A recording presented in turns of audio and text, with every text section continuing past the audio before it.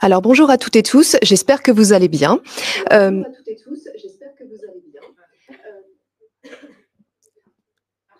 Ça fonctionne donc, un peu en écho.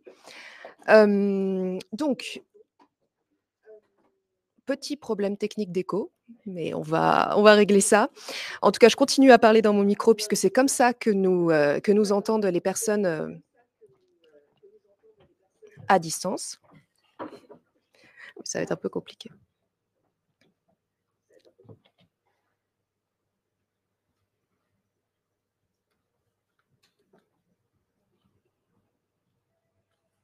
Alors petit test. Vas-y, redemande si c'est bon.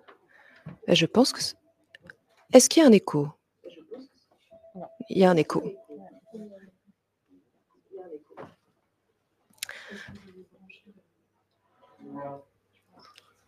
Alors, on va essayer de régler cette affaire. Je pense qu'à mon avis, c'est notre pieuvre de salle qui est aussi connectée, en plus du micro.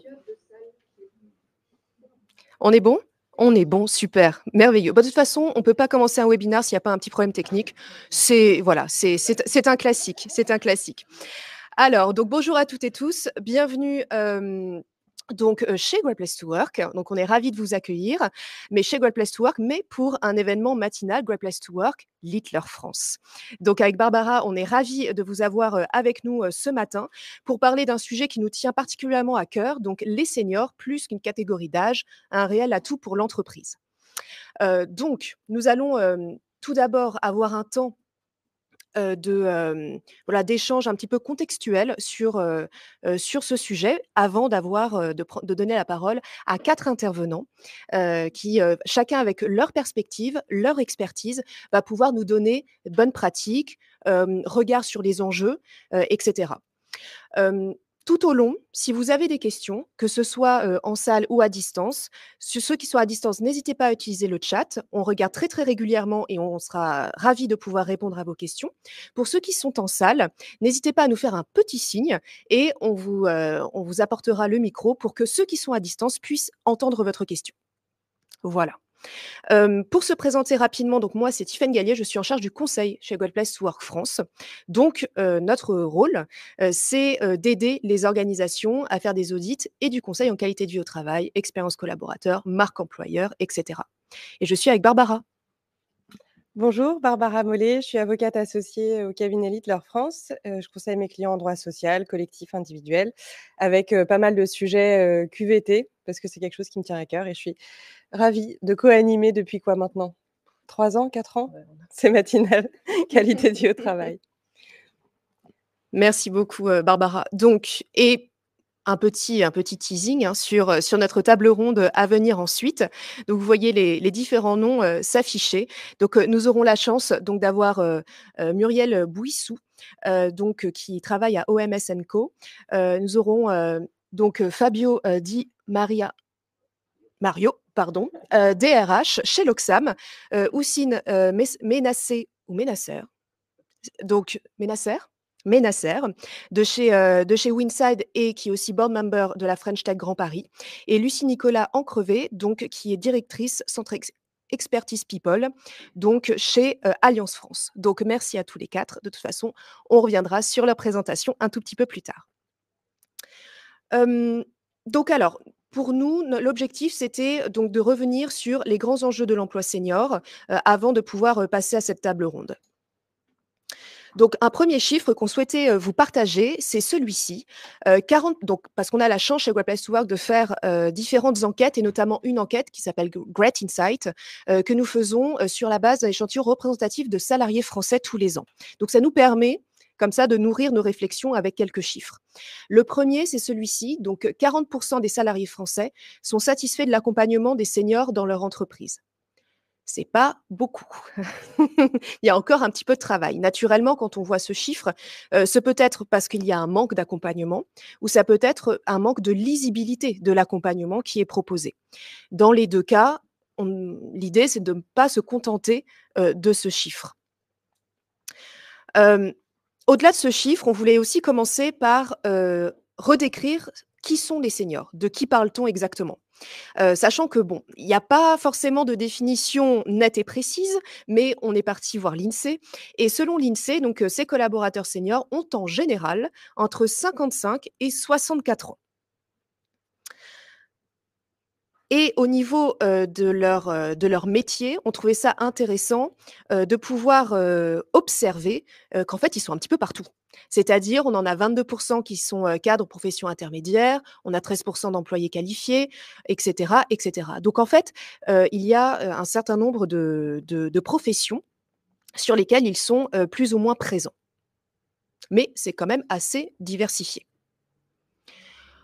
Autre chose aussi, c'est qu'en fait, on se rend compte que, ce sont des seniors de plus en plus actifs. Alors naturellement, bon, on a la réforme de la retraite qui fait que de toute façon, ils vont être obligés, de travailler encore un petit peu plus.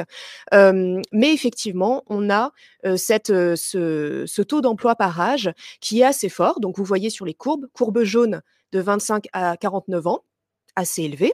55 à 59 ans, la courbe verte qui est aussi assez élevée, qui est assez proche de la courbe jaune.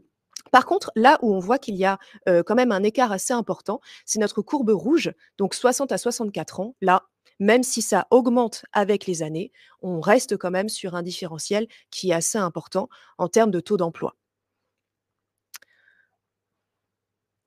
Et il nous paraissait être, indispensable en premier lieu de souligner, si tant est que quelqu'un avait un doute, que les seniors peuvent être source de performance pour les organisations.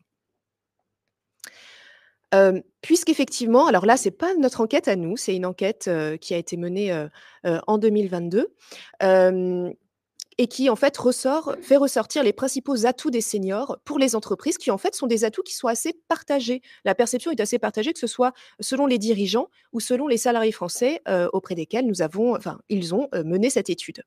Et donc voici les quelques atouts qui ressortent.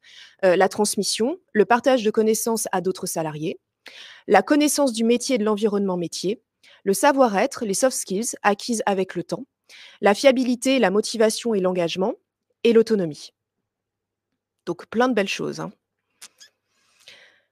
Et ce qu'on on se rend compte aussi, et ça on repart sur notre étude Great Insight, quand on leur demande pour quelles raisons principales avez-vous besoin d'apprendre et de vous former, au sein de votre entreprise, eh bien, les leviers de motivation sont en fait assez différents quand on arrive à plus de 55 ans. On a au début, et ce qui est assez normal, hein, en début de carrière, plutôt un intérêt individuel, c'est-à-dire progresser dans ma carrière, améliorer mes compétences, et cetera. Donc quelque chose de plutôt, hem, on va dire «auto-centré» entre guillemets. Et à partir de plus de 55 ans, eh ben, ça va être plutôt pour améliorer la qualité de mon travail. Donc plutôt quelque chose qui, peut servir un petit peu davantage, au collectif de l'entreprise, de l'organisation. Autre chose aussi, quand on parle, de performance, c'est que les seniors sont, un levier de performance aussi parce qu'en fait, être inclusif, tout simplement, est un levier de performance dans les organisations. Donc de la même manière, un chiffre, à vous partager, de notre enquête, l'inclusion est vraiment un facteur clé d'innovation aussi en entreprise.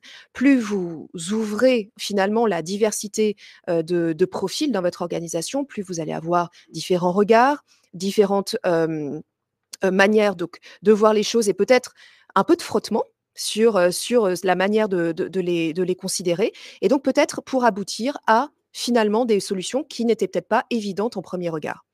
Et donc là, vous voyez que pour atteindre cette innovation, les salariés français nous ont, exprimé que les facteurs clés étaient en premier lieu un climat de confiance, ensuite l'autonomie et la diversité des collaborateurs.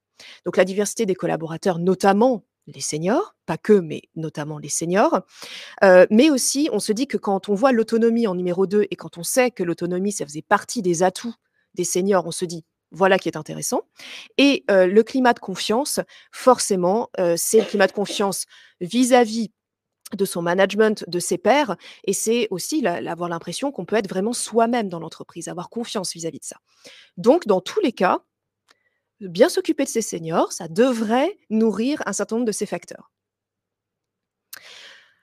Mais une fois qu'on s'est dit ça, eh bien malheureusement, c'est pas le cas. On se rend compte qu'en France, que si on repart sur notre enquête, 55 des salariés français déclarent être traités équitablement, quel que soit leur âge, dans leur entreprise.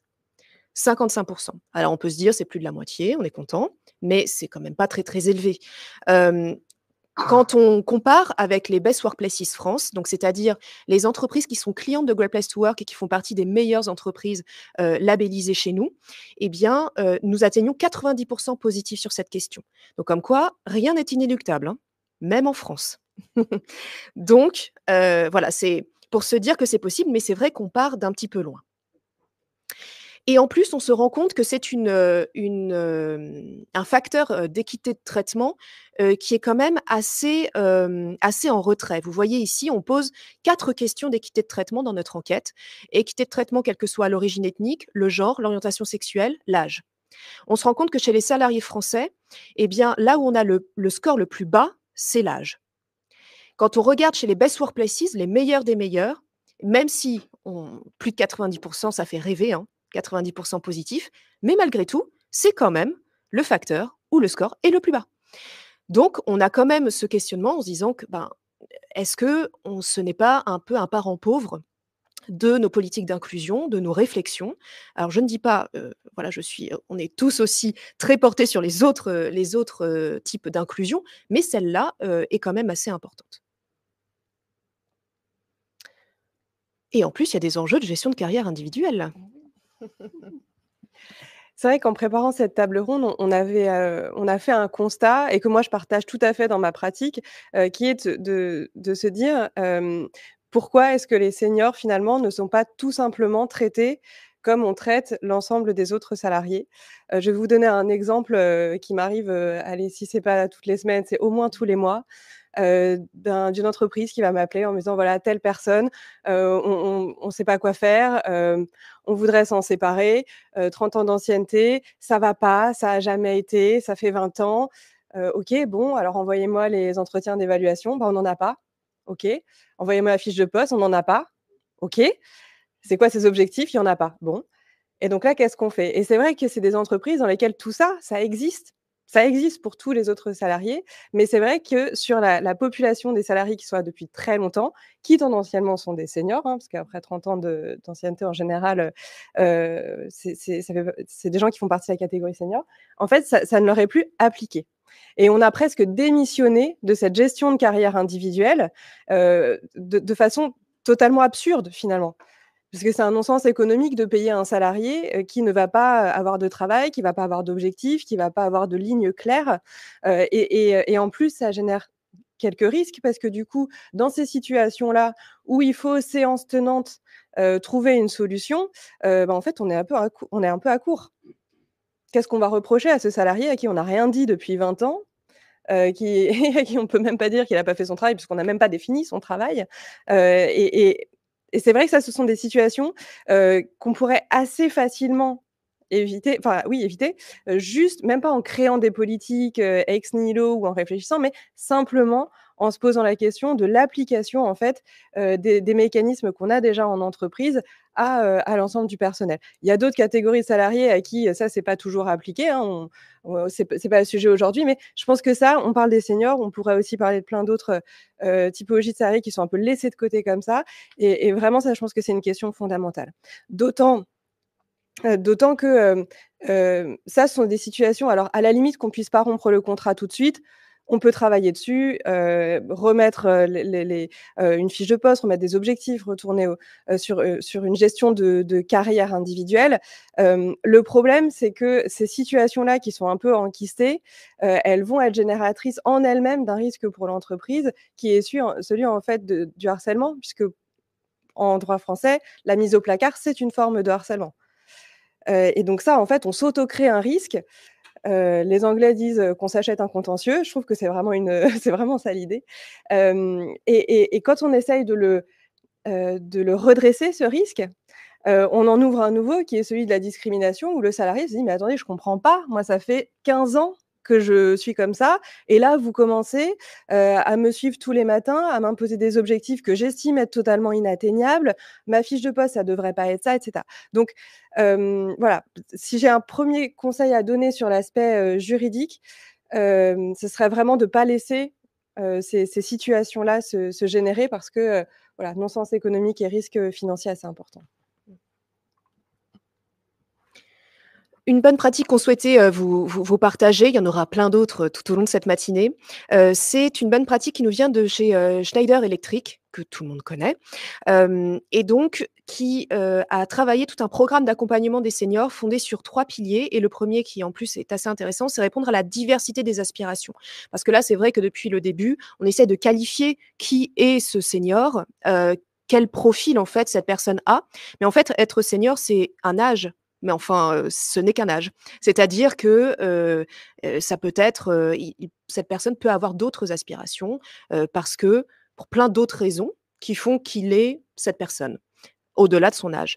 Et donc là, ils ont, sondé tous les salariés seniors du groupe et en fait, ils se sont rendus compte qu'il y avait une véritable diversité des aspirations et ça leur a permis de travailler sur 4 personas, profils types et en fait, ces 4-là, par exemple, c'est, ben, par exemple, une personne qui est très heureuse de continuer à s'investir dans son emploi, donc il y a pas de désengagement, du tout.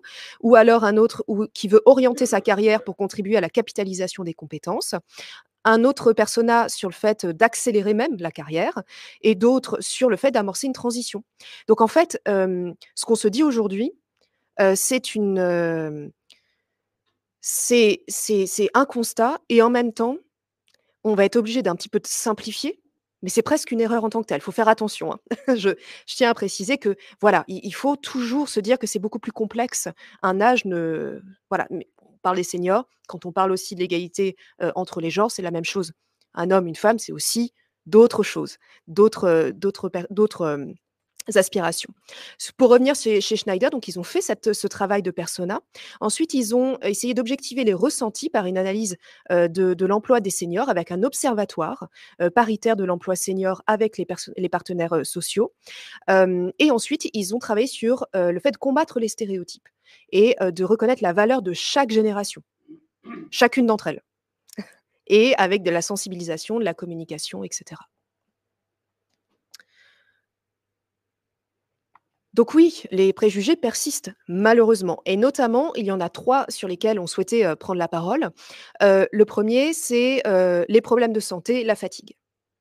Voilà, c'est plus on est senior, plus on est fatigué, plus on a peur d'être fatigué, voilà, on a des problèmes de santé. Deuxième point, les attentes en matière de rémunération. Être senior, c'est cher et enfin c'est cher pour l'entreprise surtout et le manque d'agilité en troisième position. Bon, il y en a pas un mieux que l'autre, hein. On a mis, 3 parce qu'il fallait voilà, on aurait pu, changer l'ordre. Sur les problématiques de santé, donc nous repartons sur une étude de 2022, qui, montre que les salariés français, déclarent à 48 que, les problèmes de santé et de fatigue sont des freins, qui incitent à ne pas recruter un senior. C'est la perception qu'ils en ont.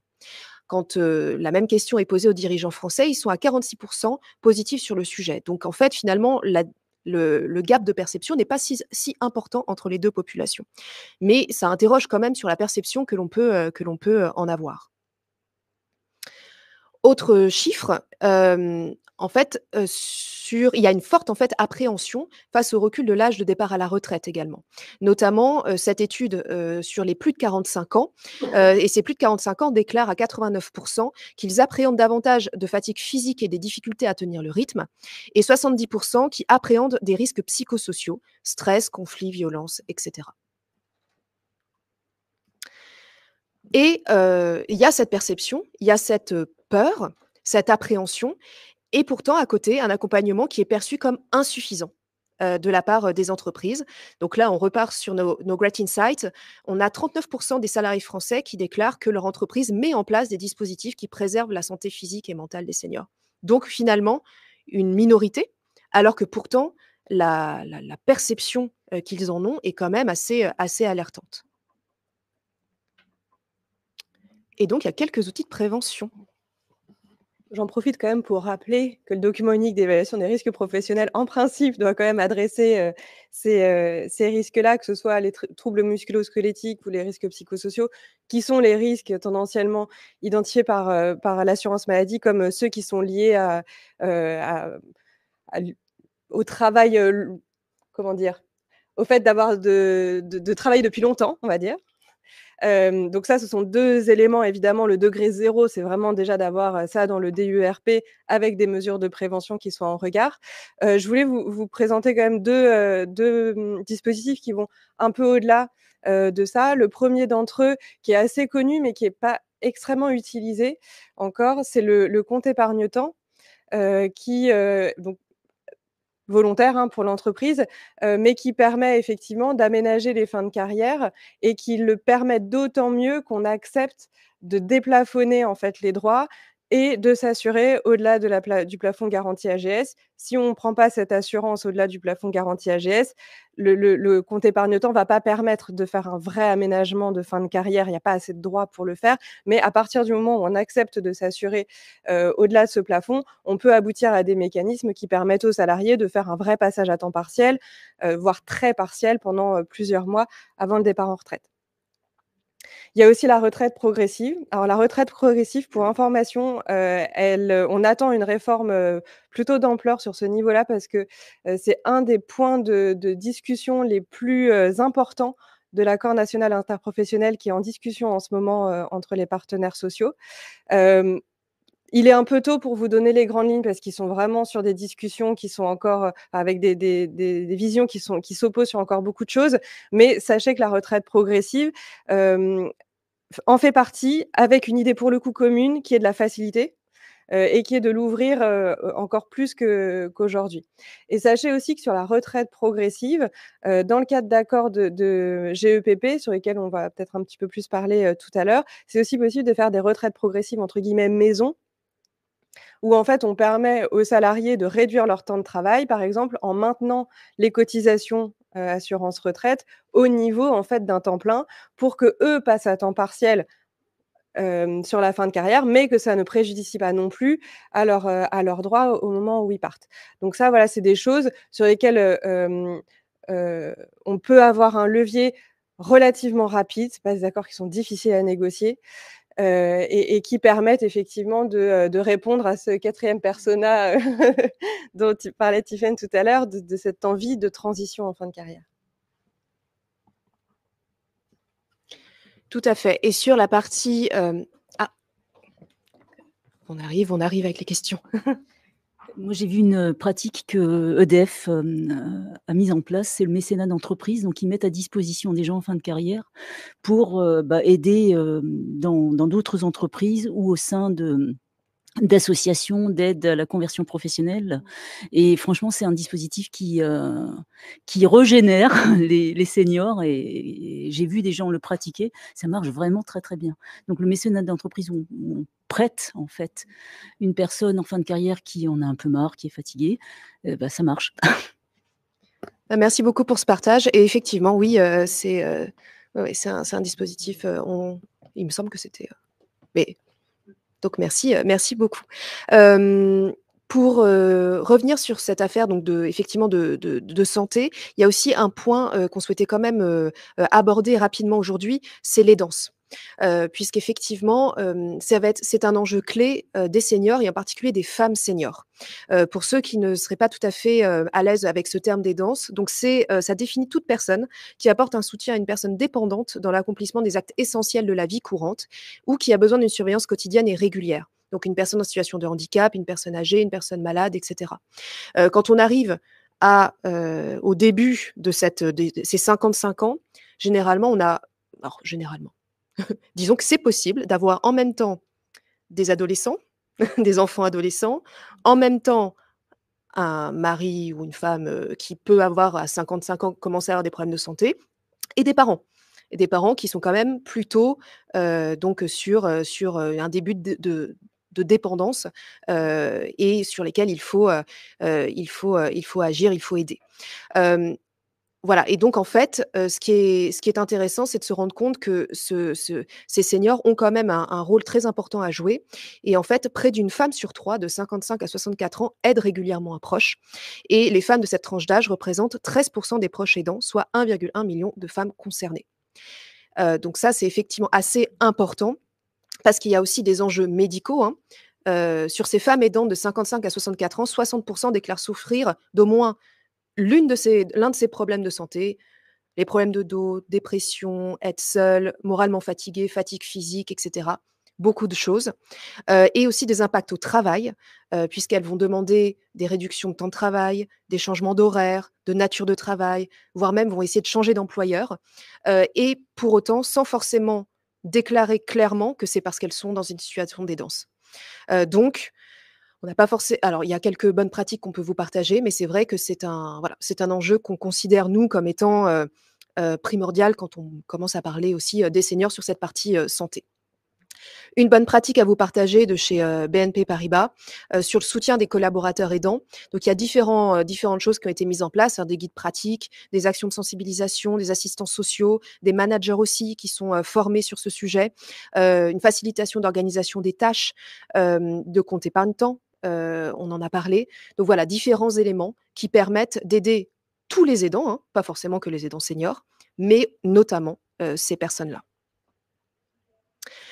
Ensuite, le deuxième préjugé, qui persiste, c'est les attentes en matière de rémunération. Hem, donc si on repart sur notre enquête de 2022, les attentes en matière de rémunération sont des freins qui incitent à ne pas recruter un senior. Et bien, sur cette affirmation, 39 des salariés français la partagent et 34 des dirigeants français. Donc comme quoi, encore une fois, ce n'est pas si éloigné, la perception de ces 2 populations ne sont pas si éloignées. Et on a, ce sujet qui est quand même non négligeable. Quand on parle, d'augmentation, salariale avec l'âge, donc on a, regardé, différentes études. Alors on en a trouvé une. Alors on espère en trouver une encore plus, récente. On verra ce qu'on trouvera, à l'avenir. Mais cette étude de 2018 qui suivait l'évolution des salaires nets, de personnes en temps complet avec des cohortes générationnelles. Et en fait, s'est rendu compte que l'âge augmente bien, donc l'âge augmente bien le salaire des collaborateurs, puisque c'est un salaire réel qui augmente avec l'âge. En moyenne, il augmente de 1 000 € sur une carrière, mais c'est le salaire relatif aussi augmente avec l'âge, donc de 70 au cours de la vie professionnelle. Cependant, cette augmentation n'est pas la même pour tous. Donc on a un effet homme-femme. Donc salaire des hommes qui augmente plus rapidement que celui des femmes. Donc en fin de carrière, une femme gagne en moyenne 110 du salaire moyen contre 130 pour un homme. Et l'effet diplôme, creusement des écarts entre les hommes diplômés et les collaborateurs non diplômés. Donc de 100 à 200 € en début de carrière à 1 000 € en fin de carrière. Et une baisse des salaires dès 55 ans et du taux d'emploi, dès 50 ans pour les moins diplômés. Donc en fait, il y a ce préjugé qui, en fait, fait quand même sens si on regarde le salaire réel et le salaire relatif, mais encore une fois, prendre des précautions puisque, ce n'est pas tout à fait, uniforme. 3e point, 3e préjugé, c'est le manque d'agilité supposé, de cette population senior. Hem, Effectivement, quand on regarde cette étude de 2022, sur, les freins à l'égard du recrutement d'un salarié senior selon les dirigeants français, donc certaines choses ressortent. À 32 la difficulté d'appropriation des outils numériques, 30 une vision dépassée du métier, une résistance au changement, 29 la difficulté d'adaptation face aux mutations du métier et des modes d'organisation. Et mais dans effectivement, mais on a demandé aussi à nos salariés français et donc 40 d'entre eux déclarent que leur entreprise met en place des dispositifs qui préservent la capacité d'adaptation et flexibilité des seniors. Donc encore une fois, il y a une perception qu'ils sont peut-être moins agiles et en même temps, peu de choses mises en place ou perçues comme telles par, les salariés français sur ce sujet. Et là, voilà, ouais, pour, revenir aussi sur cette affaire d'évolution de carrière, de suivi de la carrière, et de l'évolution professionnelle individuelle, bah, une première explication, ça peut être le déclin du suivi managérial. Donc là, vous voyez ces différentes questions. On leur a posé donc: «J'ai bénéficié d'un retour de ma hiérarchie pour me féliciter du travail réalisé. J'ai bénéficié d'un entretien individuel d'évaluation des compétences et j'ai bénéficié d'un entretien individuel d'identification des envies d'évolution». Et vous voyez que, bon alors, les scores français ne sont pas mirobolants, hein, ça c'est sûr, mais quand on regarde ce qui se passe entre 45 et 54 ans et plus de 55 ans, en plus de pas être mirobolant, c'est que ça baisse. C'est que ça baisse. Donc on a par exemple, 42 des plus de 55 ans sur, le retour de ma hiérarchie pour me féliciter du travail réalisé versus 61 quand on est entre 25 et 34 ans. Sur l'entretien individuel d'évaluation des compétences, 48% pour les plus de 55 ans versus 56% quand on est entre 35 et 45 ans. Et sur les envies d'évolution, 33% pour les plus de 55 ans versus, alors là, bon, 50% pour les 35-45 ans. C'est déjà, en fait, même les salariés français de manière générale, c'est déjà si bas, mais c'est encore plus bas pour cette population. Deuxième explication, c'est le déclin de l'accès aux formations. Vous voyez ici, même chose, le fait d'avoir une formation en ligne dans l'année, une formation présentielle dans l'année, un entretien individuel d'identification des besoins de formation. Encore une fois, les chiffres ne sont pas exceptionnels à l'échelle France, mais sur cette population-là, ça recule également. Et donc, quelles conséquences? Forcément, les seniors ont des compétences qui, en fait, ne sont plus mises à jour, n'augmentent plus. Enfin, c'est assez s'il n'y a pas de suivi managérial, s'il n'y a pas d'accès aux formations, il n'y a pas de miracle, je dois dire. Donc, ils sont, sur les salariés français de plus de 55 ans, ils sont 66% à déclarer n'avoir pas acquis de nouvelles compétences, donc en 2023, et versus 47% quand on prend l'ensemble des Français. Et forcément, ça ne les motive pas spécialement, puisqu'ils sont 27% à déclarer avoir besoin de monter en compétences au cours des 5 prochaines années. Donc, c'est quand même assez, bon, alertant. Ils sont 51% quand on prend l'ensemble des salariés français. Et une autre conséquence, c'est effectivement au-delà de leur parcours individuel, c'est qu'en fait, s'ils ne sont pas suivis, s'ils ne sont pas formés, s'ils ne sont pas, en fait, ils ne peuvent pas vraiment être acteurs des projets de transformation des entreprises. Or, on sait que les entreprises donc connaissent énormément de transformation. Et là, on leur a posé un certain nombre de questions concernant les projets de transformation de leur entreprise. Est-ce qu'ils ont reçu des informations sur le sujet? Est-ce qu'ils ont compris les objectifs de ces transformations? Est-ce qu'ils ont été associés à la mise en place de ces transformations? Et vous voyez que ça diminue dès qu'on est sur cette tranche d'âge. C'est quand même bien dommage par rapport à tout ce qu'on s'est dit sur les atouts des seniors précédemment. Et donc, quelques outils. On a parlé de santé sécurité et de transition fin de carrière. Un aspect, je pense, et sur lequel le panel va aussi beaucoup nous éclairer, c'est comment est-ce qu'on maintient l'engagement, comment est-ce qu'on maintient l'agilité. Christine, merci pour le témoignage. Effectivement, le mécénat de compétences qui peut être soit ponctuel, soit plus pérenne à temps partiel. C'est vrai que c'est un outil sur lequel on a des retours qui sont très positifs sur l'engagement.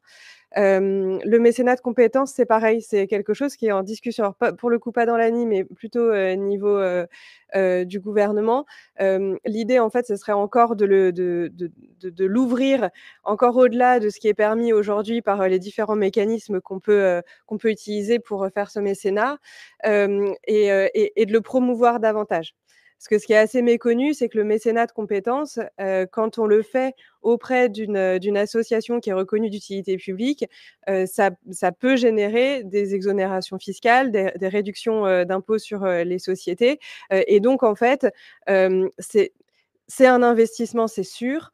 Maintenant, c'est vrai que c'est pas un coût qui est directement égal à celui du salaire du salarié à qui vous permettez d'y aller. Donc, un intérêt sur l'agilité, sur l'engagement, et un coût qui est assez réduit, en tout cas pour autant que ce soit vers une association reconnue d'utilité publique. Et il y a un deuxième outil auquel je tiens énormément, qui est celui de la gestion des emplois et des parcours professionnels. Donc ça, c'est un accord collectif qui est à négocier obligatoirement dans les entreprises de plus de 300 salariés, mais qui peut aussi être négocié dans les entreprises de moins de 300 salariés. C'est tout à fait possible. L'idée étant, en fait, un peu comme la réflexion sur les orientations stratégiques, c'est un peu l'accord qui est le pendant de cette réflexion-là, c'est se dire où est-ce qu'on va sur notre marché, de quel métier on va avoir besoin demain et comment nous, on va planifier à la fois nos formations, à la fois nos parcours de carrière et à la fois comment est-ce qu'on va engager nos salariés pour arriver en fait à notre cible à 5-10 ans. Et ces accords GEPP, ils peuvent aussi s'accompagner de mécanismes qui passent par les DREET, donc par exemple les dispositifs de transition professionnelle, où vous allez pouvoir faire prendre en charge des formations pour les salariés, pour une transition vers des métiers dont il y aura, sur lesquels il y aura un besoin à l'avenir, que ce soit chez vous ou autre part. Ça peut aussi passer par les accords de mobilité interne, où vous allez pouvoir effectivement accompagner la carrière des salariés, notamment ceux qui se trouvent sur des postes dont vous anticipez que vous aurez plus besoin à échelle dans 5 ans. Et puis ce qu'on voit aussi dans certaines entreprises, c'est que ça peut organiser des parcours de carrière à destination du salarié, en se disant par exemple que, un salarié n'a pas vocation à rester dans le même poste plus de X années. Et qu'un salarié qui est dans un même poste plus de X années, ça veut dire qu'il faut réfléchir à ce qu'on lui propose, à pourquoi? Est-ce il a une expertise particulière? Il n'a pas envie de bouger, il est particulièrement bien là? Ou est-ce que tout simplement, c'est parce qu'on ne s'est pas posé la question de est-ce qu'il y aurait une mobilité que ce soit fonctionnelle ou hiérarchique, à lui proposer pour diversifier sa carrière? Donc ça, c'est des choses qui peuvent être négociées dans les accords GEPP, qui encore une fois sont vraiment des outils qui marchent assez bien pour, la diversification. Parfait. Et une autre bonne pratique pour vous chez, Eurogroupe Consulting, donc cabinet de conseil, pour le coup qui font un travail de sourcing de candidats externes de plus de 45 ans, éloignés de l'emploi, et donc ils vont faire un travail, avec, l'APEC. Ils ont créé un parcours rebond, avec en immersion, donc pendant une semaine, 6 candidats intègrent chacun une mission au sein du cabinet et participent à des rendez-vous clients, collaborent avec, leur équipe associée, et en fait, la semaine se conclut par des ateliers collectifs individuels de restitution pour préparer les conditions de leur intégration. Il y a aussi un système de mentorat aussi qui est mis en place, avec chaque collaborateur senior recruté se voit associé à un parrain ou une marraine parmi les jeunes consultants pour avoir de nouveau cette circulation des savoirs entre générations. Autre bonne pratique de communication intergénérationnelle, on retourne chez BNP Paribas avec donc une politique vraiment diversité et responsabilité sociale, et notamment un programme, donc #WeGenerations, qui facilite les échanges entre jeunes et seniors en coordonnant différents événements, différentes actions. Donc le mentorat réciproque, le travail de réseau, des conférences mixtes, le partage de connaissances lors d'ateliers de travail collaboratifs, etc., etc. Donc il y a aussi là beaucoup de choses pour permettre justement de continuer à nourrir cette agilité. Voilà pour nous. Donc, merci beaucoup en tout cas pour votre attention sur cette introduction qui, je l'espère, a permis, de quand même poser les termes du sujet. Et on va pouvoir, donc accueillir, nos intervenants. Donc, Muriel Bouissou, donc Strategic Account Manager responsable RSE chez OMS & Co. Fabio Di Mario, DRH chez Loxam. Houssine Menasser, donc CEO et fondateur chez Winside, mais aussi board member French Tech Grand Paris. Et Lucie Nicolas Ancrevet, donc directrice Centre Expertise People France Benelux Middle East Africa chez Alliance France. Donc, merci de les accueillir. On va les accueillir de notre côté et on va pouvoir commencer notre table ronde.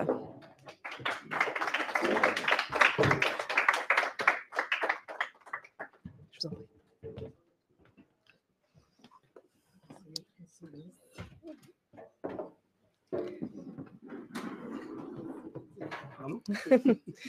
Oui, ça. Oui, c'est très cosy.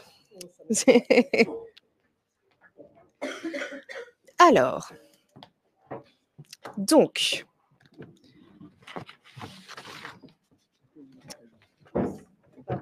on va pouvoir donc passer. C'est bon? Vous êtes bien installés? Parfait. Alors, on va pouvoir passer donc à cette partie avec d'abord donc présentation des intervenants. Donc, ce que je vous propose, je vais vous poser une toute première question, et en y répondant, si vous pouvez commencer par votre présentation, comme ça on fait une pierre deux coups.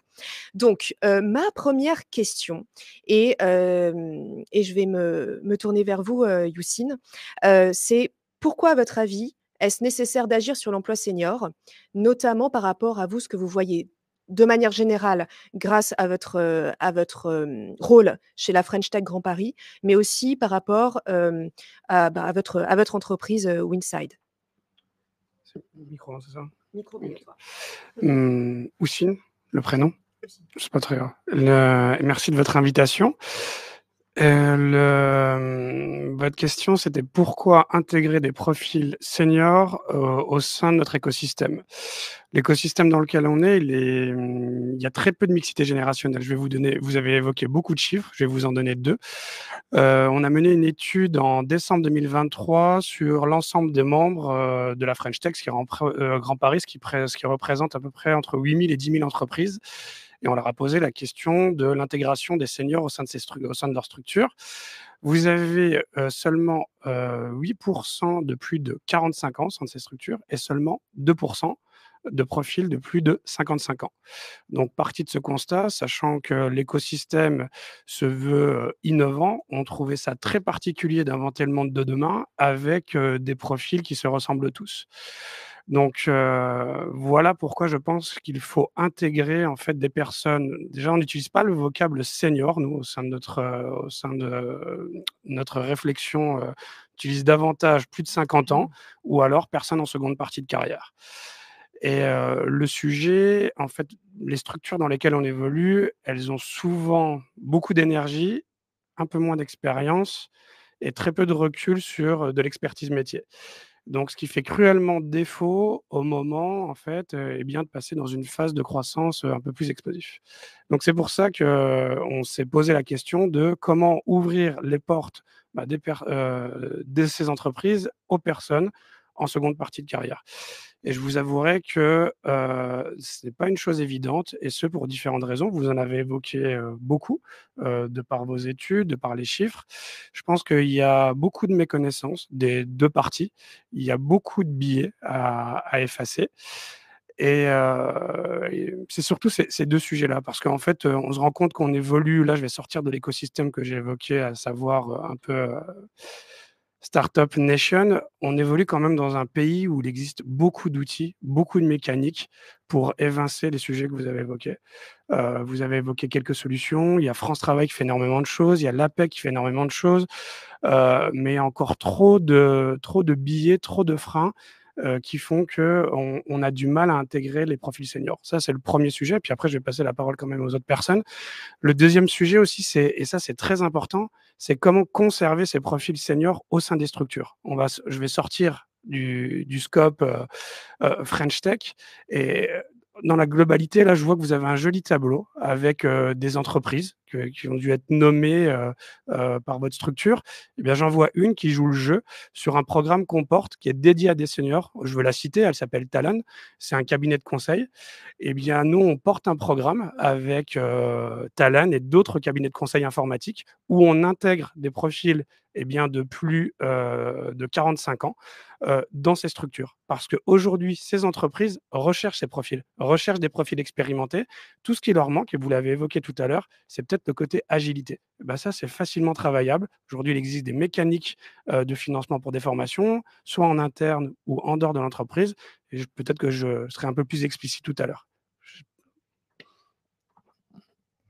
Bonjour à tous, c'est très intéressant de pouvoir, rebondir sur ce qui vient d'être dit puisque au sein, d'Allianz, donc, 1re marque mondiale d'assureurs qui représente 8 500, collaborateurs, en France, la pyramide des âges est tout à fait différente. Nous sommes dans des métiers, dans lesquels, l'expertise, s'acquiert, notamment, par l'expérience, cela se traduit par, une part importante de nos salariés qui sont, considérés comme des seniors, qui est également un terme que nous n'utilisons pas. Nous privilégions, donc celui, de salariés en seconde partie de carrière également. Donc on se retrouve, sur ce point et sur beaucoup d'autres qui ont été évoqués, notamment sur, les bénéfices d'avoir, des seniors, dans l'entreprise et plus exactement de l'intergénérationnel. Donc on en parlera, plus, en détail, au cours de l'échange, mais nous sommes très engagés dans la diversité. En général, nous croyons, beaucoup, que la diversité est clé pour maintenir un bon niveau, d'innovation et de transformation des organisations. Et l'intergénérationnel est une des dimensions, de la diversité. Donc il est important pour, rester une entreprise, performante d'avoir cette diversité, cette intergénérationnel et également en tant qu'entreprise responsable du fait, de la réforme, des retraites et de l'allongement, de la carrière, nous nous devons aussi d'être engagés dans, la bonne qualité de cette seconde partie de carrière et notamment la toute fin, de carrière. Donc, nous évoquerons, tout cela, tout à l'heure. Ce qui est très important, c'est qu'on puisse revenir sur, ce qui a été, très justement nommé chez, Schneider Electric, la diversité, des aspirations puisque, souvent des résumés, sont faits, des raccourcis sur, ce qu'est un senior, et donc ce que sont, les besoins, d'un senior et donc très important aussi de se dire qu'il y a de la diversité au sein des seniors. Donc petite introduction, en rebond de ce qui vient d'être dit. Merci. Bonjour, Fabio, DRH de l'Oxam, heureux DRH de l'Oxam. L'Oxam qui est leader européen dans les marchés de la location des matériels et d'outillage pour les BTP, les espaces verts, l'industrie, les services. Quand vous voyez nos machines rouges, ça c'est l'Oxam. Voilà. Et à titre personnel, j'ai 56 ans, donc senior. J'en suis très content. C'est pour ça qu'on m'a invité aujourd'hui. J'ai eu la suspicion. Mais au-delà de ça, on revient à la question pourquoi aujourd'hui, pour l'Oxam, qui fait 12 000 personnes à niveau monde, presque 5 000 en France, pourquoi c'est un enjeu les seniors, au-delà de mon âge?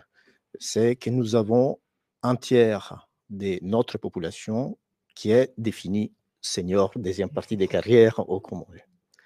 Donc, c'est un vrai sujet. Des pyramides des âges, c'est un constat. On a la chance chez l'Oxam d'avoir des gens qui sont loyaux à l'entreprise, qui se sentent bien et qui restent longtemps. Mais fatalement, comme on fait dans quelques années, parce que même si l'âge de la retraite recule un peu, ou avance en fonction des points de vue, on va perdre des compétences.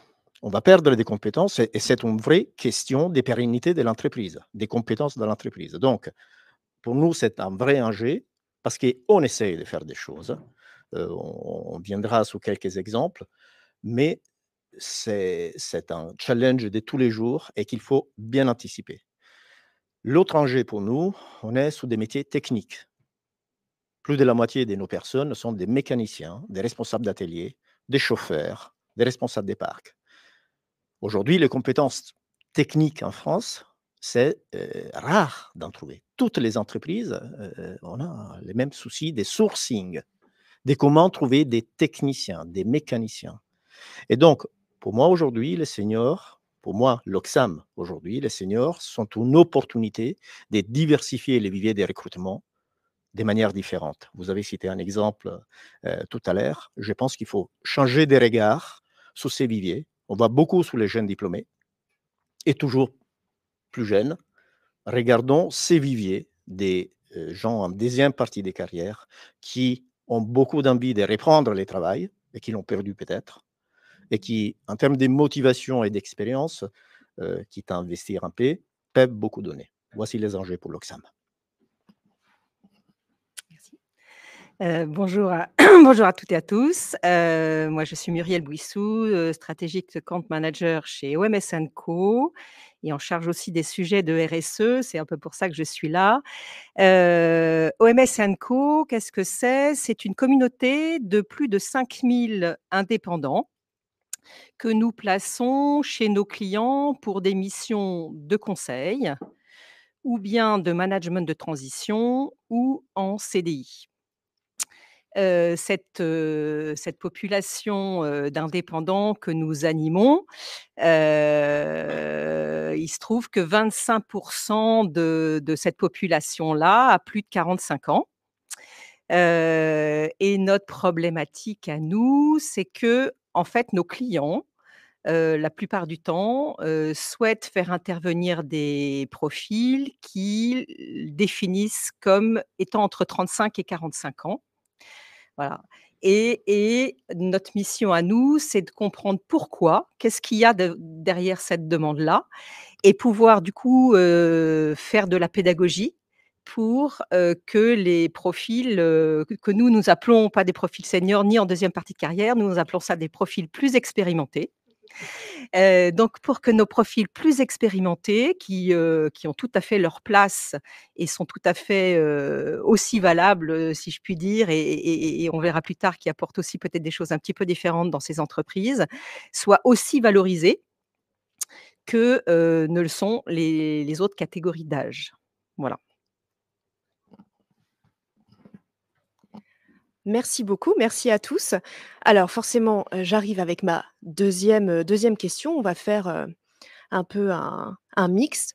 On a parlé aussi donc de biais, un peu de préjugés.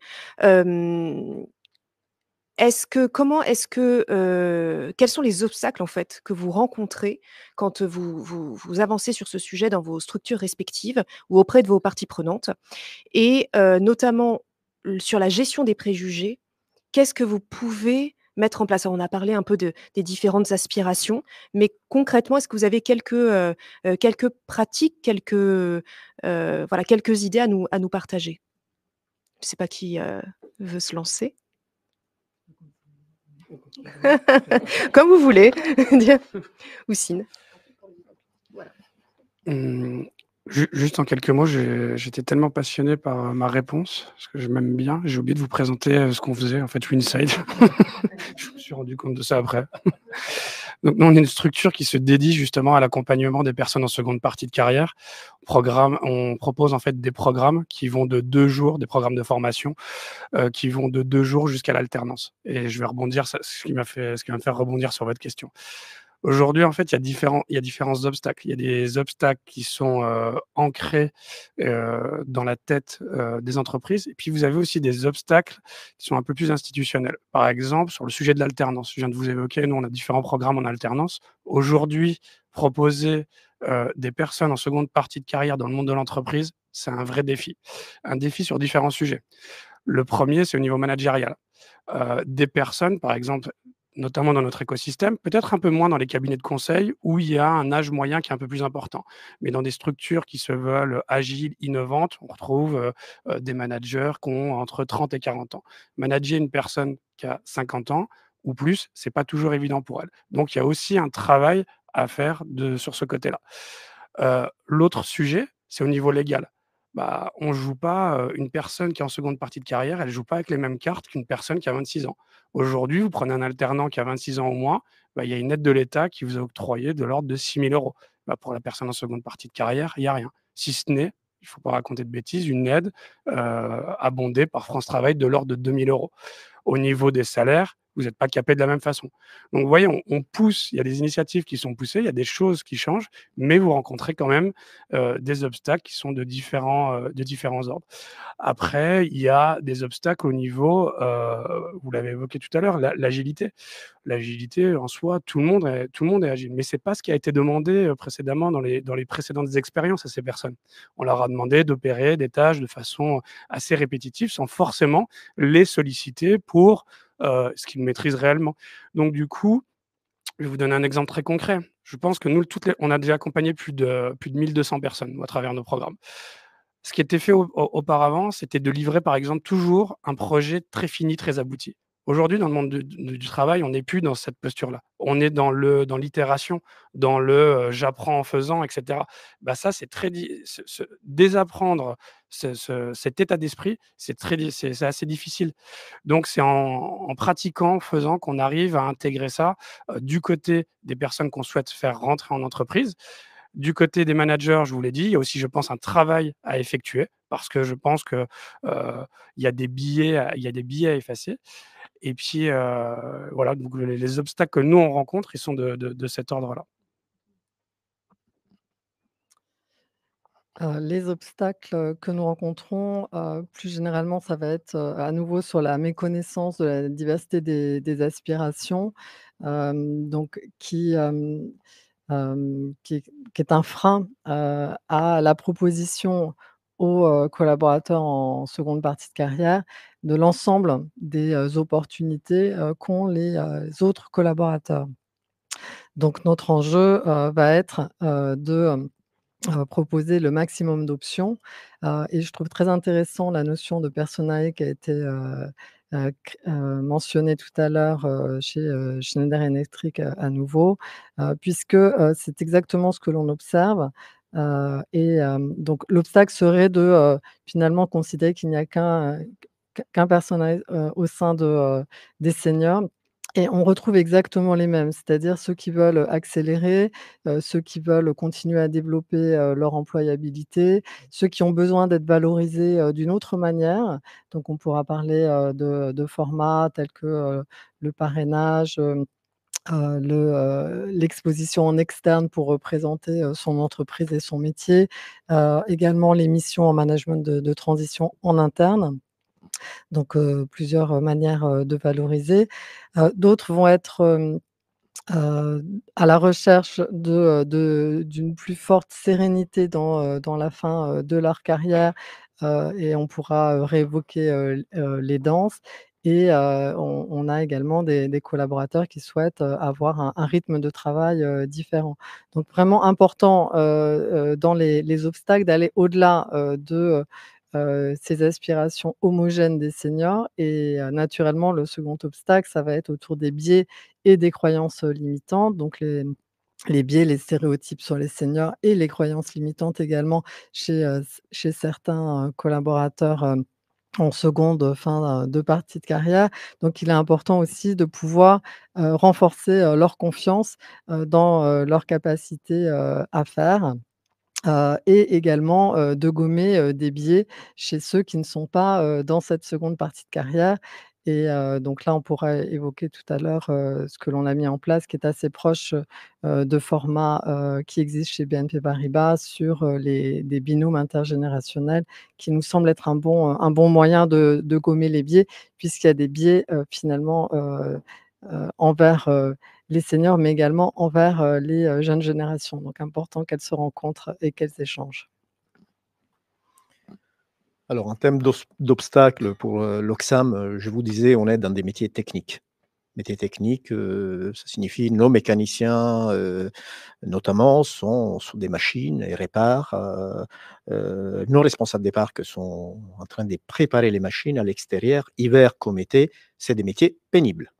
On ne va pas se raconter d'histoire, c'est des métiers pénibles. Donc, les obstacles sont objectifs vis-à-vis des seniors par rapport à des préjugés qu'on a sur la capacité physique de pouvoir répondre à certaines choses. Ces préjugés, parfois, sont vrais et il ne faut pas les nier. Maintenant, comment on fait pour, quand je vois un candidat, déjà décider qu'il ne fera pas l'affaire parce qu'il a 55 ans et ne résistera pas au rythme de l'atelier. C'est plutôt ça l'obstacle. Comment travailler sur les préjugés? Et en écoutant ce que vous avez dit tout à l'heure, j'ai trouvé une expression très juste. L'âge, c'est un peu les parents pauvres des politiques diversité et inclusion. Et je trouve que c'est très vrai, même chez nous, même si on a signé un accord des générations, un accord des qualités de vie au travail, on a fait énormément de choses pour les travailleurs en situation de handicap, pour la diversité homme-femme. La diversité d'origine, ce n'est pas un sujet chez nous. On a d'origines différentes, c'est vraiment pas un sujet, mais on fait des choses. Sous l'âge, qu'est-ce qu'on a fait au-delà de signer un accord de génération? Pas grand-chose. Donc, il y a des barrières à casser. Et j'ai envie de dire, côté entreprise, côté manager qui décide du recrutement, mais si je peux donner un message personnel aussi, côté candidat. Parce que très souvent, les candidats se brident tout seuls. Et parfois, ne vont même pas aux entretiens. On parlait des sessions France Travail, APEC, etc. Ne répondent presque même pas aux convocations. Alors, je donne un exemple personnel. Ça vaut qu'est-ce que ça vaut.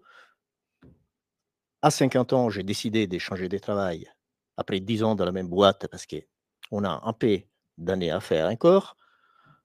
Je ne suis pas un génie. J'ai trouvé du job. À 55 ans, j'en avais marre. J'ai voulu changer de job. Je me suis mis sur les marchés. Quand on a envie, quand on a énergie, encore une fois, sans être un génie, il faut casser la barrière mentale côté entreprise, mais aussi côté candidat. Ça, c'est un message que je tiens à donner, parce que casser, ça signifie montrer l'envie, ne pas mettre en avant toutes les choses que je ne sais pas faire ou que je ne pourrais pas faire parce que j'ai un âge, etc., mais tout ce que je peux apporter. Et ça, ce n'est pas suffisamment valorisé dans les candidats que je vois et vis-à-vis desquels je suis très ouvert. Donc, il y a un travail côté entreprise, un travail côté candidat. Merci Fabio, parce que je suis tout à fait d'accord avec ce que tu dis. Il faut nous aussi, de notre côté, lever les freins, à la fois auprès des clients, à la fois auprès des partenaires chez nous, qui sont en fait les commerciaux et qui sont en lien direct avec les clients, et auprès des indépendants. D'abord auprès des entreprises, quand l'entreprise, notre client nous dit: «Il me faut un profil, de tel âge», il faut prendre la peine de poser la question pour savoir qu'est-ce qu'il y a derrière ça? Voilà, qu'est-ce que c'est? Pourquoi? Et ça peut être de différentes, raisons. Ça peut être pour une raison de coût, en disant: «Ouh là là, s'il est, expérimenté, il va forcément me coûter plus cher et ça va pas rentrer dans mon budget». Ou est-ce que c'est, le manager de l'équipe, est assez jeune et l'équipe est assez jeune, ça m'ennuie un petit peu. Ou alors, j'ai peur qu'il soit pas assez agile. Comprenez, nous, on est sur des solutions tech et il va rien comprendre. Voilà, il faut prendre la peine, en fait, ce qui demande un effort plus important. Il faut prendre la peine d'aller poser la question, de savoir derrière cette demande d'un âge particulier, qu'est-ce qu'il y a? Et pouvoir lever les freins derrière ça. Voilà. Et avoir des réponses, adaptées, parce que parfois il faut vraiment quelqu'un de ce typologie d'âge. La deuxième chose qu'on doit faire nous, c'est, accompagner les partenaires pour qu'ils aillent poser cette question. Parce que la facilité serait de dire: «Ben voilà, mon client me demande quelqu'un entre 35 et 45 ans, moi je vais chercher quelqu'un qui est entre 35 et 45 ans». Et le biais du coup de ça, ça veut dire que ces profils-là chez nous sont sursollicités. Et comme ils sont sursollicités, c'est la loi de l'offre et la demande. S'ils sont appelés 1 fois, 2 fois, par semaine, voire par jour, qu'est-ce qu'on fait et qu'est-ce qu'on ferait tous dans ce cas-là? On augmente nos prix. Voilà, et c'est ce qui se passe.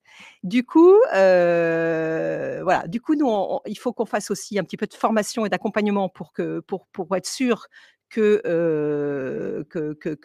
pose les bonnes questions et qu'on aille au-delà de cette demande d'âge. Et la troisième, c'est auprès de nos indépendants. Alors, pour reprendre l'image des personas, on a 2 personas, dans nos profils, nous, qui ont plus de 45 ans. On a ceux qui ont déjà, dans leur carrière assez longue, qui ont déjà fait du conseil. Voilà, qui ont déjà cette posture-là et qui savent, du coup, comment on se positionne, quelle posture on doit avoir quand on est, manager de transition, consultant indépendant, quelle posture on doit avoir. Ils ont été forcément, voilà, c'est plus facile, même si on a quand même un accompagnement. Le 2e persona, c'est la personne qui a toujours été en entreprise et qui, du coup, n'a pas forcément les bons codes et qu'on va devoir accompagner. Déjà vérifier qu'il a la bonne agilité, qu'il est à jour sur un certain nombre d'outils, du quotidien et qu'il est en capacité d'avoir cette posture. Comme tu disais très bien, il y a des gens qui ne veulent pas se mettre, en capacité d'avoir la bonne posture. Voilà. Donc ceux qui le souhaitent et qui ont la bonne curiosité, c'est plus facile de les accompagner et de mieux les préparer, à ces missions et de conseil et de management de transition. Voilà. Donc, nous vraiment, c'est sur ces 3 axes-là, qu'il faut qu'on fasse quelque chose et qui nous demande finalement un effort plus important parce qu'on passe plus de temps à chacune de ces 3 étapes pour préparer, le candidat. Oui, je voulais juste, rajouter quelque chose, en vous écoutant. Déjà, je pense que vous avez bien constitué, en fait, le panel pour une raison, en fait, c'est à vous écouter. Je pense que si on avait des choses à mettre en place chez Fabio, elles seraient différentes que chez Allianz ou chez AMS, et ce pour une bonne raison. Il l'a dit à plusieurs reprises, le sujet de la pénibilité au travail. Donc c'est-à-dire que pour accompagner ces personnes sur le sujet de Fabio, il va falloir intégrer dans l'accompagnement ce côté pénibilité et comment on peut l'accompagner vers un métier où le corps sera moins sollicité. Sur des sujets comme Alliance ou AMS, où on est davantage peut-être sur du tertiaire, des métiers qui sollicitent moins le corps, on peut peut-être faire passer une personne sur un sujet, bah tiens, tu vas onboarder des nouveaux collaborateurs, tu vas faire de la formation, tu vas initier la valeur de l'entreprise à travers différents sujets. Donc ça, c'était le premier point. Et il y a aussi un biais que j'ai oublié de mettre en avant tout à l'heure au niveau de l'obstacle, c'est en vous écoutant, c'est le côté salaire. Souvent, du côté entreprise, bah, si j'embauche un salaire, ça coûte cher. Sauf qu'on a des personnes qui sont, comme je vous l'ai dit, en seconde partie de carrière et qui ont pu peut-être les mêmes besoins que lorsqu'ils avaient 30 ou 40 ans. Peut-être que le crédit est payé, les enfants sont indépendants, il n'y a plus de frais de scolarité, etc. Et j'aimerais vous poser une question. C'est si j'onboard une personne de plus de 50 ans, est-ce que Heu, quelque chose m'oblige à le payer à hauteur de ses c'est maladroit ce que je dis. Enfin, ouais, je voulais pas dire à hauteur de ses compétences, mais vous savez qu'il y a des grilles salariales. Est-ce que quelque chose m'oblige? Par exemple, j'ai un nouveau collaborateur qui a 50 ans, je l'intègre et lui me dit, vous proposez un salaire de 45-50 et lui me dit: «Bah non, moi finalement 30 peut-être ça me va». Est-ce que c'est possible de faire ça? Oui et non. Il y a 2 éléments à prendre en compte. Le premier, c'est évidemment les minima conventionnels, sachant qu'il y a des conventions collectives qui sont plus tordues que d'autres, où vous pouvez avoir, par exemple, des prises en compte obligatoires d'ancienneté dans la branche. Chimie en fait partie, par exemple, où, on doit classifier sur les populations cadres à un certain niveau, et en tenant compte de toute la carrière passée, pas seulement la date d'embauche dans l'entreprise. Donc là, ça peut amener effectivement à une obligation en fait de payer plus des personnes qui ont plus d'expérience, mais par un aspect strictement gris, conventionnel. Ça, c'est le premier point à vérifier. Le deuxième, c'est l'égalité de traitement, où en fait, il faut qu'il y ait une cohérence dans les salaires, au niveau des postes qui ont, enfin qui sont de même nature ou qui ont, la même valeur.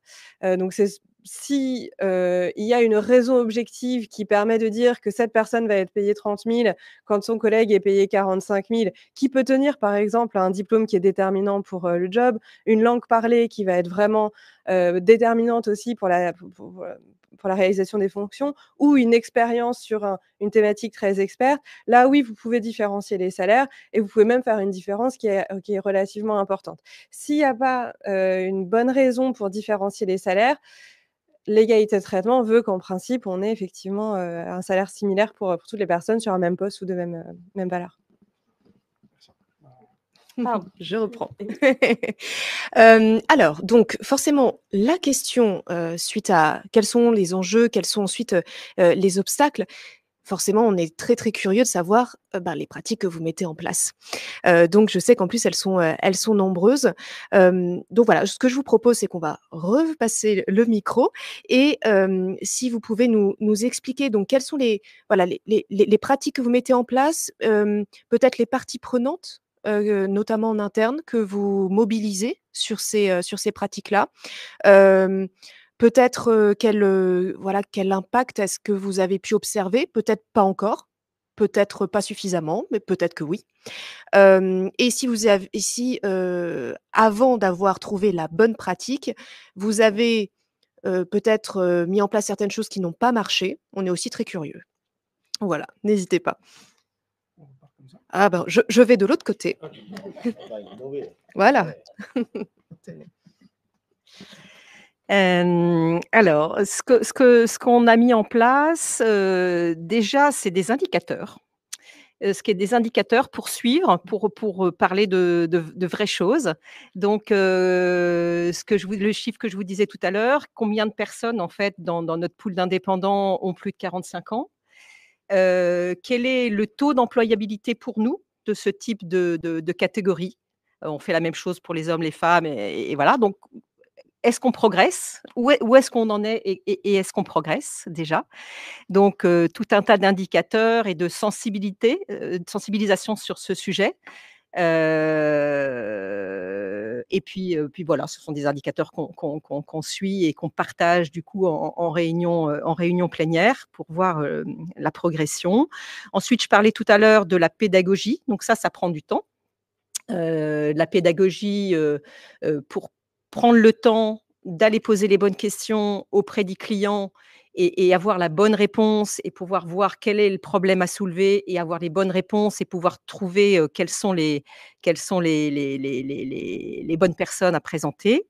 La pédagogie aussi, auprès des partenaires, de façon à ce que ces bonnes pratiques soient partagées de tous. La grosse partie, en fait, c'est aussi comment et c'est un sujet sur lequel on s'interroge encore beaucoup parce qu'on n'a pas encore tout à fait les bonnes réponses. C'est qu'est-ce qu'on fait de nos profils, plus expérimentés? Comment est-ce qu'on peut les aider, à être plus agiles, à la page, sur tout ce qui est, technique? Comment faire pour qu'ils, ne se dévalorisent pas, soient au bon prix, aient la bonne posture? Voilà, ça c'est un sujet sur lequel, en équipe là, on réfléchit pas mal aujourd'hui, sur comment est-ce qu'on peut faire? Voilà, comment est-ce qu'on peut faire pour qu'un profil, de plus de 50 ans soit, aussi bien préparé, à sa mission, à ses entretiens qu'un profil de, entre 35 et 45 ans. Voilà. Merci. Donc, bonne pratique. Nous, chez l'Oxfam, on n'a pas des pratiques particulièrement originales. On essaie de faire les choses, on est plutôt pragmatique, hein, la culture de la maison, hein, on fait des choses, on les fait bien, mais je n'ai pas partagé des pratiques très originales. On a signé un accord de génération, accord de qualité de vie au travail, on a des objectifs classiques d'embauche et de maintien de l'emploi. On privilégie les personnes en deuxième partie des carrières pour le rôle des tuteurs, des formateurs occasionnels ou formateurs permanents, parce que nous avons la chance d'avoir une école de formation, l'Oxfam. Maintenant, on va se dire les choses. J'ai beaucoup plus de demandes que des besoins. Évidemment, en ayant, j'avais dit, un tiers des personnes en deuxième partie des carrières, pour être plus précis, j'ai 15% des personnes qui ont plus de 55 ans. 30% si on va des 50 ans en avant. Pour nous, dans notre accord de génération, les seniors partent à 50 ans. Donc, j'ai beaucoup plus de demandes des personnes qui voudraient devenir formateurs permanents. Mais je n'ai pas autant de besoins. Et donc, j'ai une vraie difficulté aujourd'hui à répondre positivement à tout ça. Quelque chose d'un peu original, mine de rien, on l'a fait. Et ça combine un peu différentes choses qu'on a évoquées ce matin. Chez l'Oxfam, comme dans toute entreprise, on automatise, on robotise, intelligence artificielle, on fait le maximum pour rendre notre parcours client ou salarié informatisé, digitalisé. Bien, on a vraiment lancé un gros programme sur ça et nous avons investi dans une équipe en France des 20 référents digitaux. C'est des personnes qui, à temps plein, vont former leurs équipes sur ces nouveaux outils qui concernent les mécaniciens, les responsables des locations, les managers, les commerciaux. Eh bien, sur ces 20 personnes, 30% ont plus de 50 ans.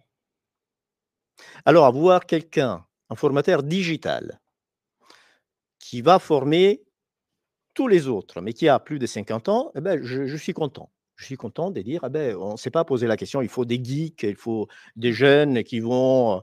Non, c'est des personnes qui ont eu envie, qui se sont investis dans leur mission.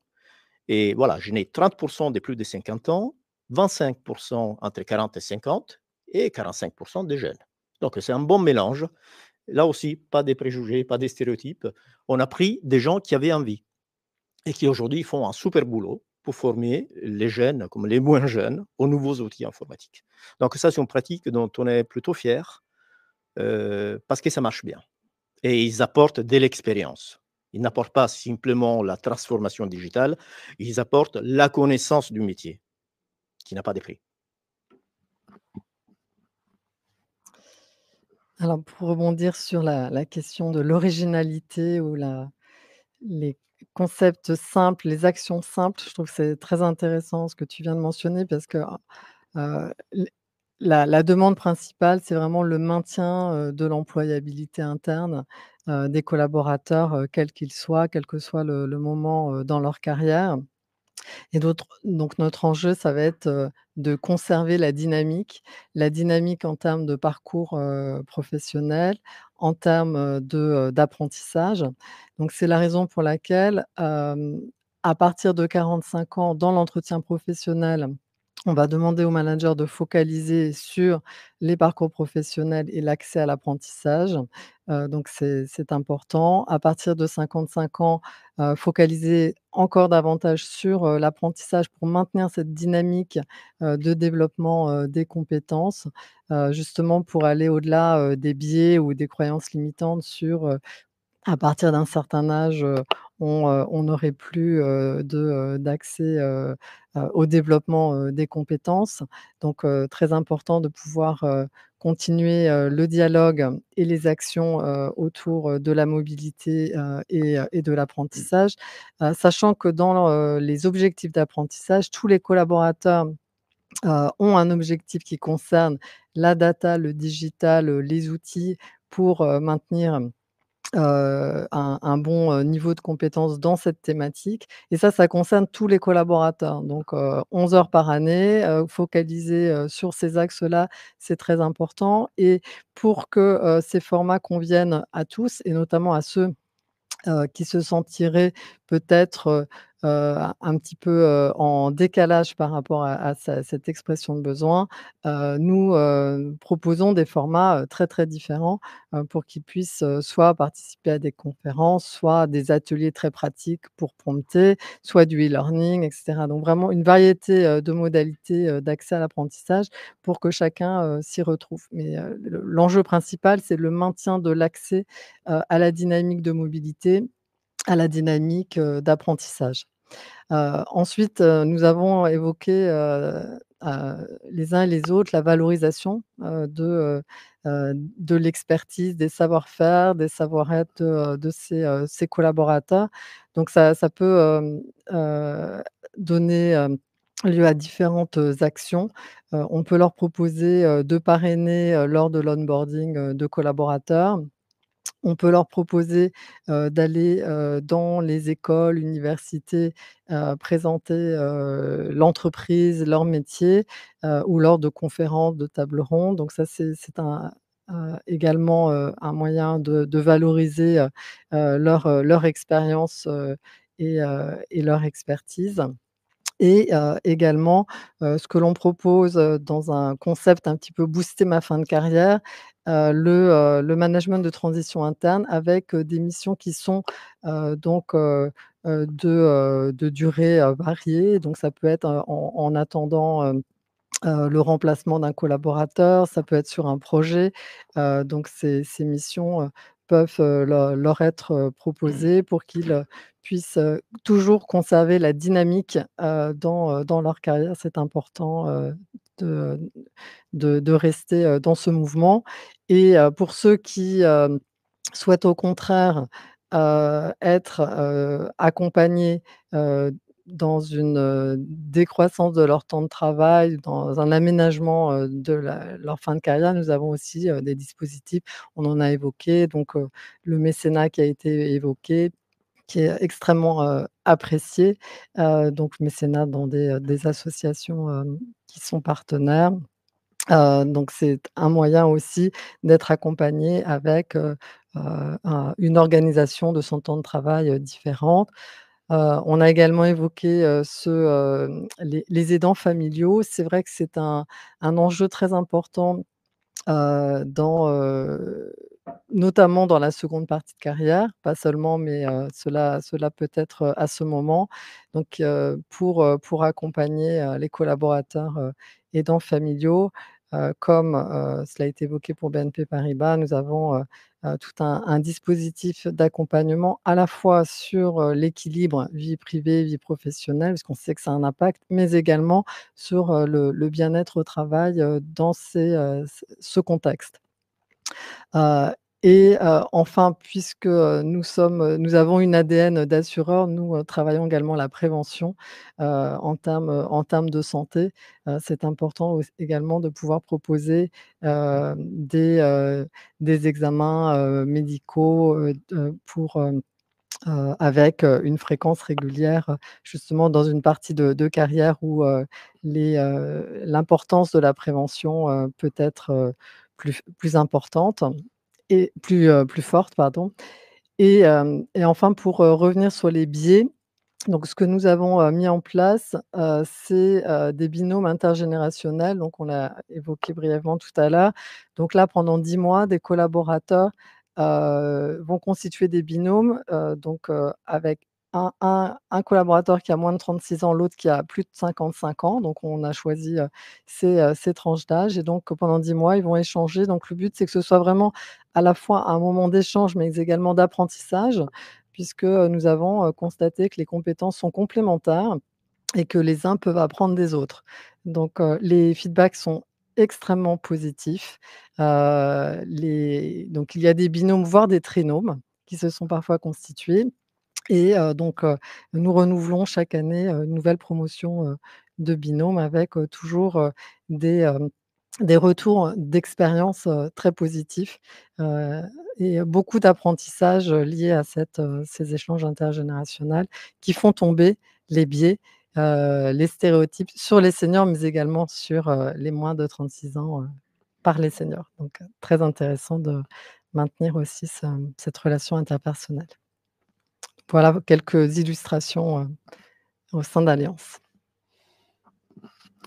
Merci, ça me permet de faire une introduction parce que sur un autre sujet que nous proposons à travers, Winside. Je vous ai parlé essentiellement de ce qu'on faisait pour les demandeurs et demandeuses d'emploi, mais on accompagne aussi des groupes sur le sujet des personnes en seconde partie de carrière et je vais rebondir sur ce que vous avez dit tout à l'heure. En fait, nous, on s'est basé sur un constat, c'est les coups de fil que vous recevez de façon hebdomadaire ou mensuelle, c'est-à-dire la méconnaissance, en fait, du secteur RH de certains profils en seconde partie de carrière. Et le deuxième sujet, si vous l'avez évoqué à travers votre étude, c'est, en fait, la formation tout au long de la vie qui ne remplit pas toujours ses objectifs. En fait, on vous l'avez montré, les personnes de plus de 50 ans profitent très peu des formations au sein de leur entreprise. Donc nous, on a une solution SaaS qu'on propose donc aux services RH et aux collaborateurs, en seconde partie de carrière, qui va répondre à ces 2 sujets, à savoir ce que vous faites chez Allianz. Le première brique, c'est avant de se lancer sur un sujet de formation, il faut quand même savoir ce qu'on a envie de faire et je trouve ça très particulier de le faire assez rapidement, 1 heure avec sa RH au moment du bilan annuel et dire: «Bah, tiens, on m'a dit que le digital, c'est bien, je vais me lancer sur le digital». Tout le monde n'aspire pas à être 6 heures derrière un ordinateur. Donc avant de se lancer sur ces sujets, bah, il faut pouvoir goûter. Bah, goûter, ça se fait par le reverse mentoring. Donc la première étape de notre outil, c'est du reverse mentoring, soit avec des collaborateurs en interne ou soit des collaborateurs externes. Ça a différentes vertus, je vais en citer 2. C'est faire valoriser aussi le collaborateur, se faire dire qu'il a une vraie expertise, puis aussi pour le collaborateur de plus de 50 ans, comprendre que les métiers ont changé, la façon de faire a changé, la façon de produire a changé, la façon de collaborer a changé. Ça, c'est le premier sujet. Le deuxième sujet, après, on fait un programme de 6 mois où on va essayer de scanner, leur appétence.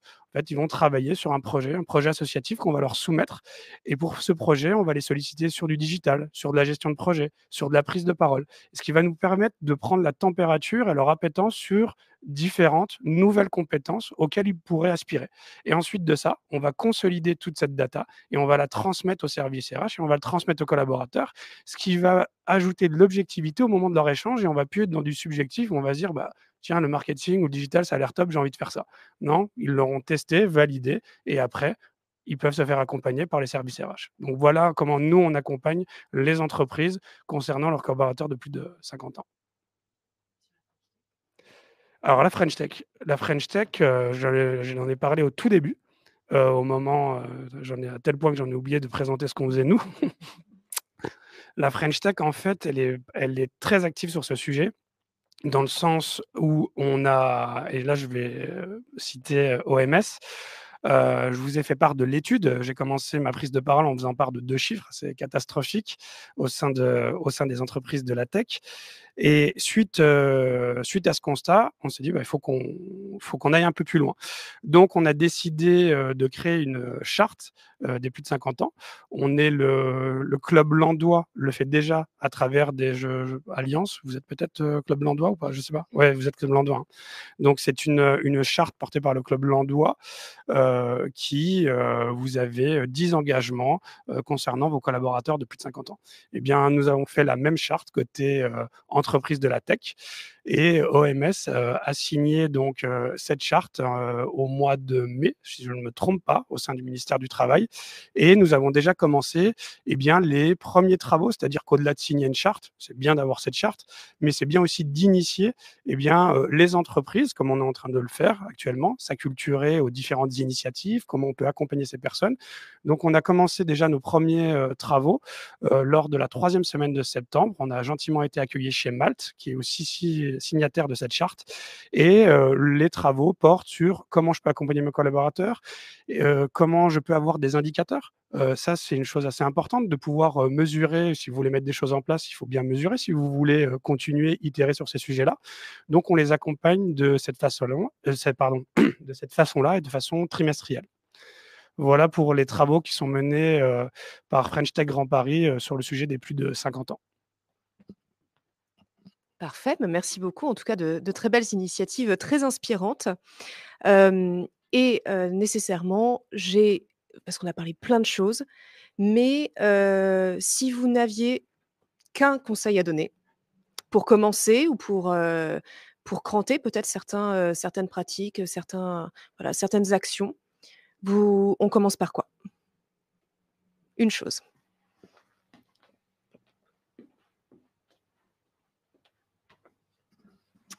Alors, mon conseil, ce serait un conseil que je donnerais à nos entreprises clientes qui prennent des managers de transition ou des consultants.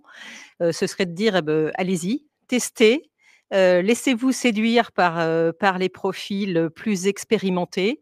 Vous regretterez pas, on est là aussi pour les accompagner et je pense qu'aujourd'hui, dans le marché actuel, prendre comme collaborateur de transition ou de conseil un profil plus expérimenté, c'est finalement le meilleur rapport coût-expertise. Parce que comme on l'évoquait tout à l'heure, comme la demande est moins forte sur ce type de profil, forcément, ils sont prêts à accepter des taux plus bas, ce qui n'est pas forcément la meilleure chose, mais c'est quand même la réalité du marché. Et que donc, si vous vous laissez tenter par ce type de profil, vous aurez vraiment une belle mission avec le meilleur rapport coût-expertise qui puisse exister sur le marché. Voilà. Je vais. Dans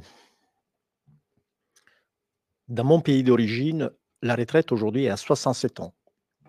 67. On se souvient de quelques polémiques pour les 64 récents. Donc moi, ça fait des années que je me mets en perspective de devoir travailler encore un minima, disons, un minima. Et c'est un fait qui est inéluctable, je pense, indépendamment des considérations politiques sur lesquelles je ne rentre pas. Donc, autant on a beaucoup de chemins à faire, autant, si j'ai un conseil à donner, de bien considérer les personnes seniors en deuxième partie de carrière comme une ressource et pas une contrainte. Notamment, comme je le disais, dans les recrutements de profils pénuriques, mettre en place un peu les mêmes choses qu'on fait pour les jeunes, des accompagnements pour profiter de cette ressource. Et l'autre conseil, on l'a déjà évoqué, mais je le répète, aider les seniors à ne pas se brider, à se valoriser parce qu'ils sont une ressource et ils ont besoin de ça. Et les entreprises, nous avons besoin d'eux. C'est inéluctable là aussi. Donc, de ne pas voir la fin des carrières comme une contrainte, de la voir comme une opportunité pour tout le monde. Mais pour faire ça, il faut céder parce que c'est changé à partir des 40 ans, c'est très compliqué. Donc, c'est à nous d'échanger en tant qu'entreprise. Nous avons une responsabilité. C'est aux personnes aussi de prendre leurs responsabilités. Pour rebondir sur, ce qui vient d'être dit, dans une entreprise où les seniors ou les collaborateurs en seconde partie de carrière sont, présents, voire très présents, l'enjeu est un petit peu différent. C'est-à-dire qu'il s'agit davantage de, comprendre, d'être à l'écoute, des aspirations, voire de challenger ces aspirations, lorsque, justement, il y a des croyances limitantes chez, les personnes, concernées, qui, pourraient avoir des doutes sur, leurs capacités, leur, contribution, au sein, de l'organisation.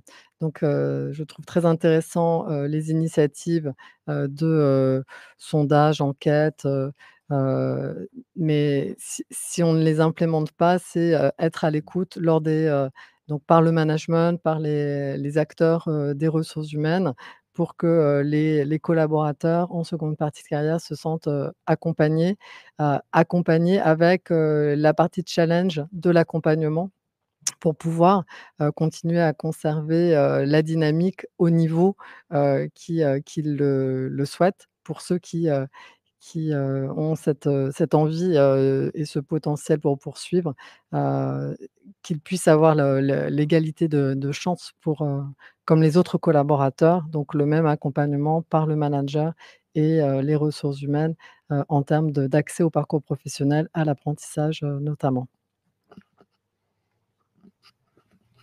À travers cette matinée, on a vu qu'il y avait différentes parties prenantes sur le sujet. Il y a par exemple, la personne qui est hors des murs, demandeur ou demandeuse d'emploi. Il y a la personne qui est, dans les murs, donc, le collaborateur de plus de 50. Il y a, aussi l'entreprise.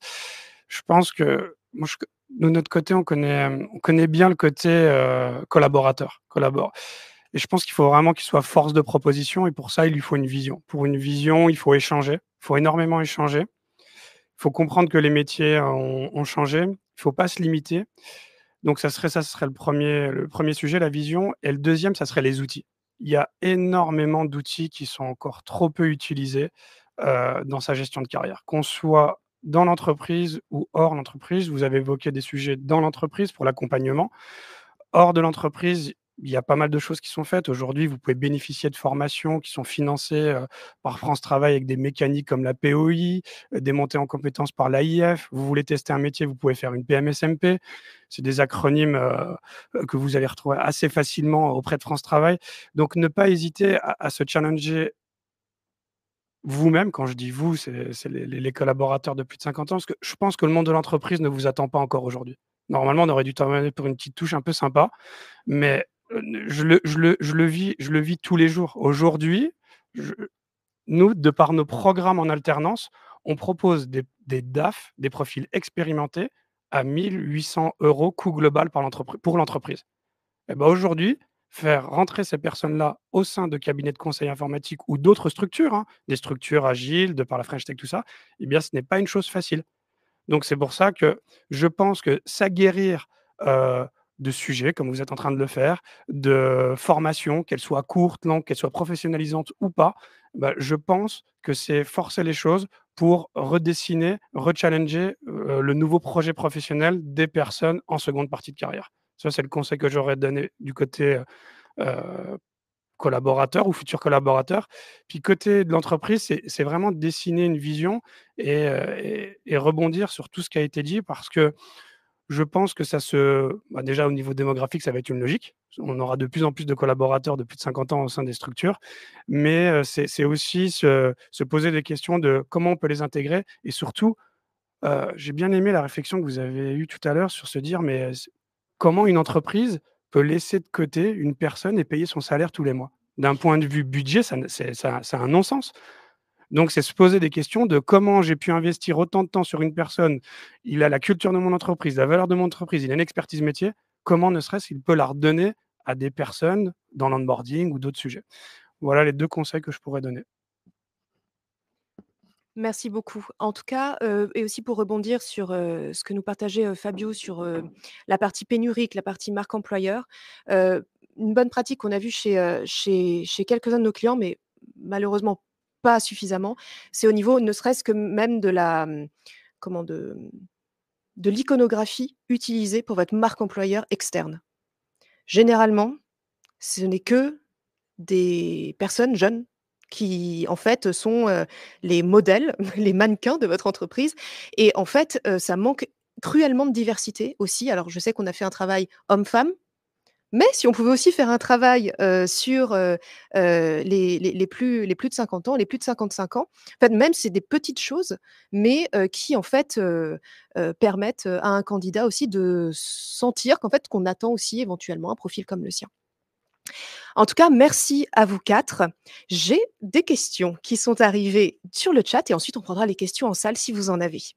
Alors les questions, sur le chat, donc comment intégrer, une personne ah oui, donc comment intégrer une personne de plus de 50 ans lorsque le manager a 35 ans?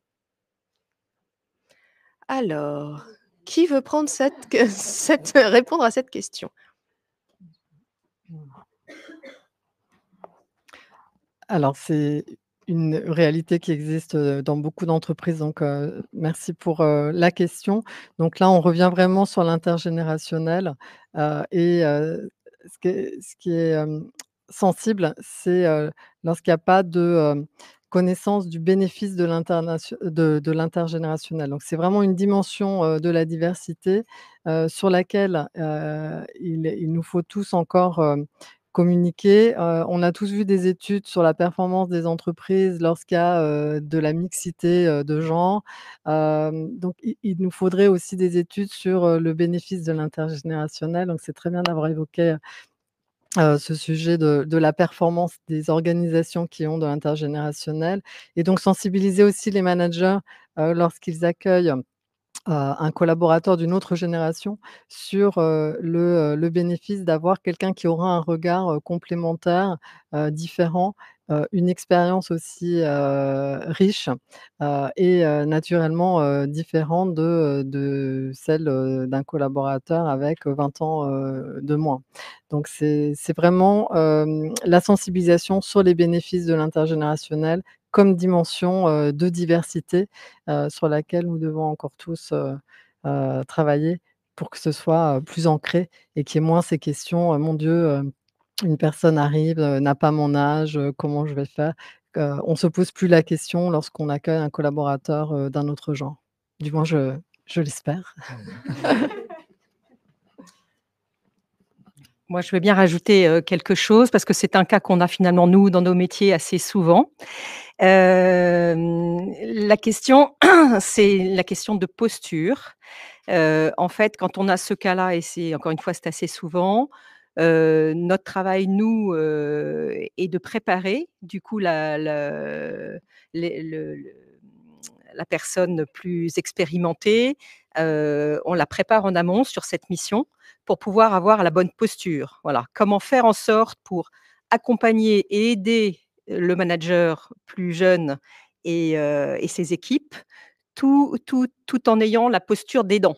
Voilà, d'aidant et d'accompagnant. Voilà, pour valoriser en fait, le travail du manager et lui apporter, ce qu'il attend et ce qu'il faut.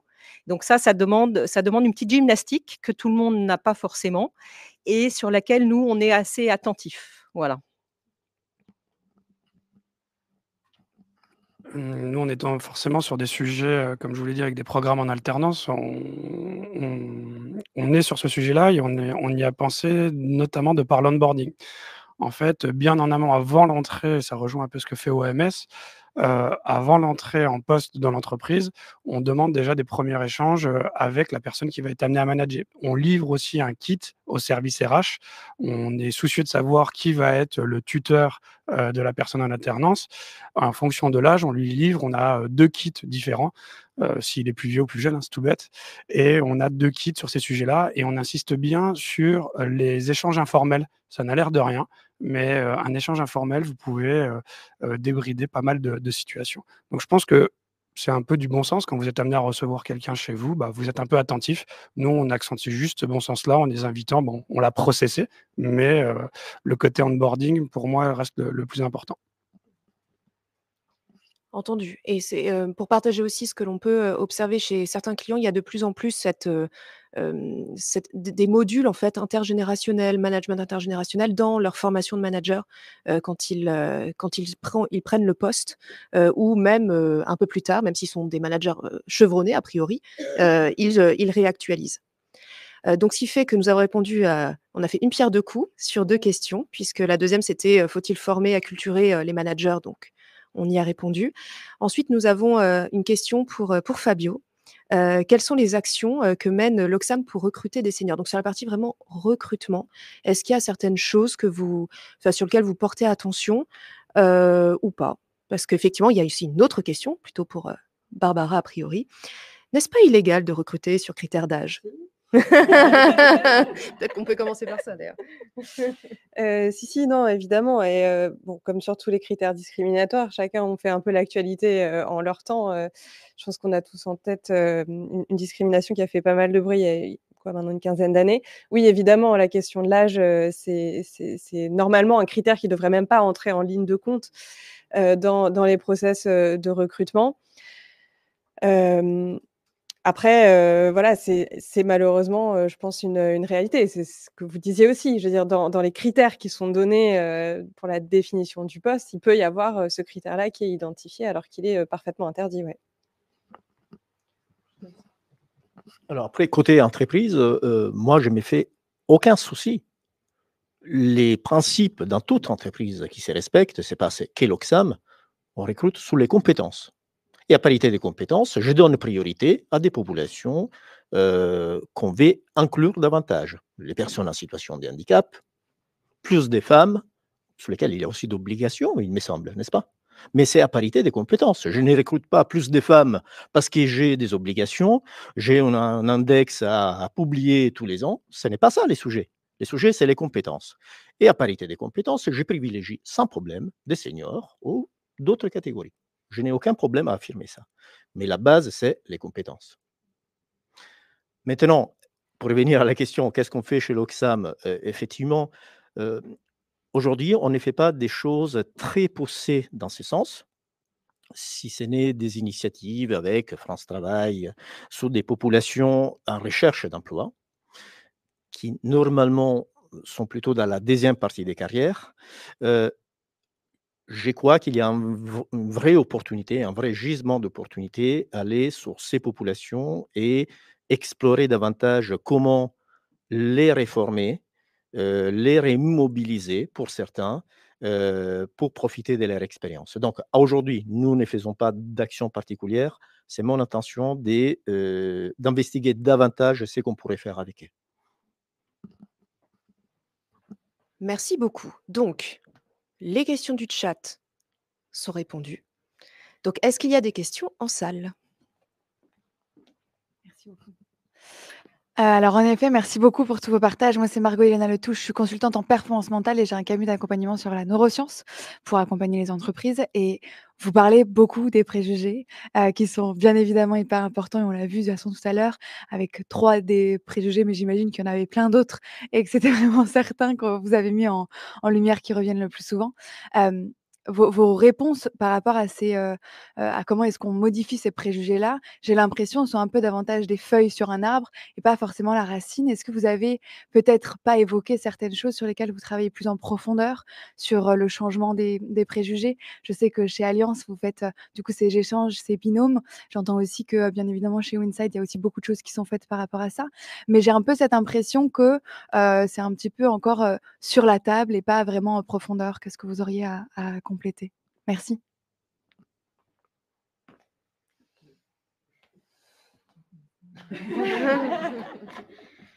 J'aime beaucoup cette analogie de feuilles et de racines. Pardon? Oui, métaphore, si vous voulez.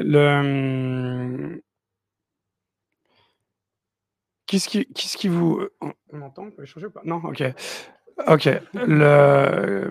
En fait, sur la profondeur, je saisis pas trop en fait la question, parce que je peux vous assurer que, enfin, de notre côté, hein, le travail, comment on l'opère, Nous, on est très focus, on fait beaucoup de ce qu'on appelle des focus group, où on met soit des collaborateurs de plus de 50 ou alors soit des demandeurs de plus de 50, et c'est de ces sujets, de ces moments que proviennent nos solutions. Donc au moment, sur la racine, donc et on travaille aussi avec des DRH, notamment avec le Lab RH, des sujets comme, des groupes de réflexion comme celui-ci. Donc au niveau de tout ce qu'on met en place, en tout cas de notre côté, ça s'apparente à prendre vraiment le sujet, à la racine. Après, là où on a un peu moins, pas d'aisance, mais un peu moins de poids, c'est au sein des entreprises, au sein des RH, et malheureusement, on mesure que ce qui est, tout à l'heure, vous parliez de la marque entreprise. Ce qui est mis en avant de par la marque entreprise et les initiatives qui sont réellement portées par les entreprises, il y a encore un écart qui est trop important. Donc ce sujet-là, en fait, quand vous allez échanger avec, des RH, forcément, ils vont être à votre écoute. Je ne crois pas demain trouver un RH qui va me dire, «Oh bah non, nous les plus de 50, on ne veut pas». Donc forcément, il va avoir ce sujet-là. Mais après les initiatives, et là peut-être que je vous rejoins sur le sujet de votre métaphore des feuilles et des racines. Je vous rejoins sur le sujet, il y a peut-être encore trop peu de choses qui sont mis au sein de l'entreprise pour ce sujet-là. Là, on a eu des retours d'entreprise, des retours, de ces 3 structures, et en effet, je pense qu'il y a davantage de choses qui ont été portées sur les personnes en situation de handicap, sur des sujets de parité, mais peut-être un peu moins sur le sujet de la seniorité. C'est peut-être ce qui vous donne cette impression de, OK, j'ai l'impression qu'il y a des initiatives, mais est-ce qu'on le prend vraiment par le bon sens? En tout cas, nous, on pense le faire en étant très focus. Je vais vous citer un tout petit exemple et après je passerai la parole. Nous, chez nous, on a un module qui s'appelle la grosse embauche. C'est la contraction de gros hacking et d'embauche, et en fait, comment on a créé ce module? On s'est rendu compte qu'il y avait une trop faible maîtrise des sujets digitaux de par les demandeurs d'emploi, et quel meilleur cas d'usage que de rechercher son emploi, pour pratiquer le digital. Donc on les initie à faire du scrapping, excusez-moi pour les anglicismes, c'est le fait d'avaler de la data avec des bots, et ça, tout le monde peut le faire, de consolider cette data dans une base de données, et après d'automatiser des requêtes pour rentrer en lien avec les personnes qui vont avoir une action sur votre recherche d'emploi. Donc vous faites une pierre deux coups. Ça, c'est vraiment pour illustrer ce que je vous ai dit tout à l'heure, l'obsession d'être obsédé par le besoin de ces personnes en seconde partie de carrière. Après, sur le côté RH, je vous laisse, juge de ce que vous pensez, je vais passer le relais. Je vais rebondir sur ce que disait, Fabio tout à l'heure sur la compétence. Dans les métiers de l'assurance, la technicité, l'expertise, est, très importante, et celle-ci s'acquiert notamment par, l'expérience, parfois par une longue expérience, et donc en externe, on constate que naturellement, les candidats, qui, nous intéressent et que nous allons recruter, sont dans leur seconde partie de carrière. Donc c'est assez, naturel. Autre illustration, c'est, les dispositifs internes d'incitation ou d'accompagnement de la mobilité. On s'est rendu compte également que naturellement, dans un de nos dispositifs phares, qui est, Booster ma mobilité en interne, donc un dispositif qui permet d'être accompagné de manière renforcée, pour, avoir accès aux opportunités, internes, avec un accompagnement individuel et collectif. On s'est rendu compte que dans les promotions, naturellement, il y avait également, une forte représentation, des, collaborateurs en seconde partie de carrière. Donc finalement, on parle, des biais, des stéréotypes, mais la réalité dans notre entreprise, c'est que, la seconde partie de carrière, est, dynamique et valorisée, et les candidats en seconde partie de carrière sont recherchés. Et pour illustrer également, peut-être sur la marque employeur, on sait que, ce qui intéresse maintenant les candidats, ce sont plus les témoignages de, véritables salariés, dans leur métier, plutôt que des, communications purement, corporate avec, de jolis mannequins. Donc nous, ce que nous utilisons maintenant comme, communication, corporate, ce sont des vidéos témoignages de collaborateurs, parmi lesquels ceux qui sont en seconde partie de carrière, puisqu'ils représentent une partie importante, de l'entreprise. Donc ils sont tout à fait visibles, également en externe, et peuvent attirer, des candidats qui, pensent leur ressembler. Donc c'est très important aussi que cette diversité, soit, exposée puisqu'elle est réelle, dans l'entreprise. Merci à vous. Est-ce qu'il y a d'autres questions?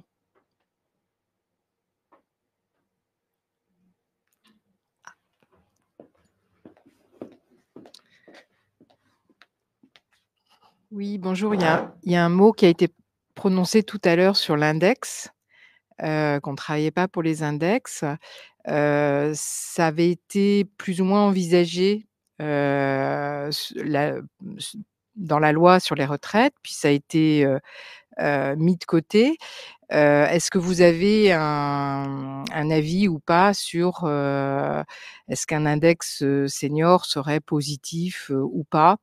Bon, j'ai cru comprendre de votre réponse, que non, mais voilà, est-ce que, avec votre expérience et ce que vous nous avez apporté aujourd'hui, vous avez, un avis sur, l'intérêt ou pas de cet index senior? J'arrive avec le micro. Il pourrait revenir parce qu'il est dans les négociations. Il avait été sorti parce que c'était pas l'objet de la loi, à ce moment-là. Ouais. Exactement, et c'est pas une volonté de l'exclure du législateur, et donc là, c'est revenu par, l'ANI senior, et quand l'ANI sera transposée, quand bien même ce serait pas dans l'ANI, c'est possible que le gouvernement, en tout cas, c'est sur la table et c'était, dans les objectifs fixés par Michel Barnier, donc c'est encore d'actualité. Je parle à titre personnel. Aujourd'hui, on parle des RSE, d'engagement sociétal.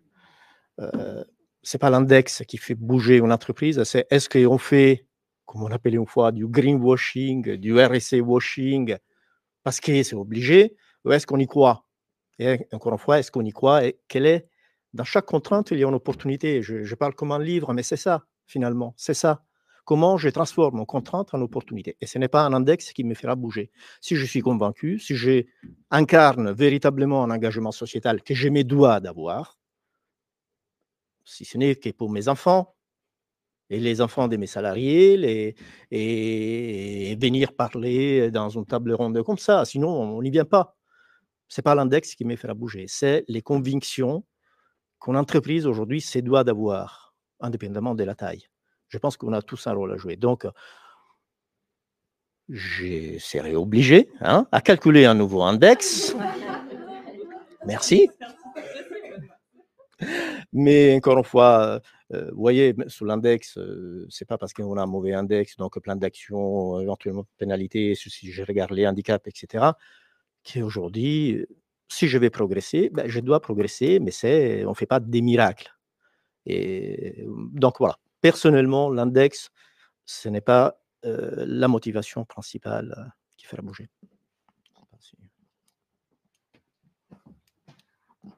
Parfait. Est-ce qu'il y a d'autres questions?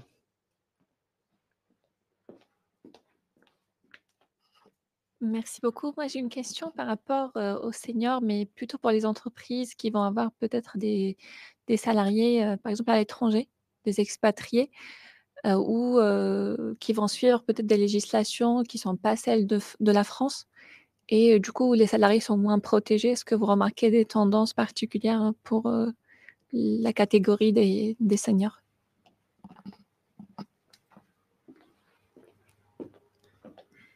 Alors, oui?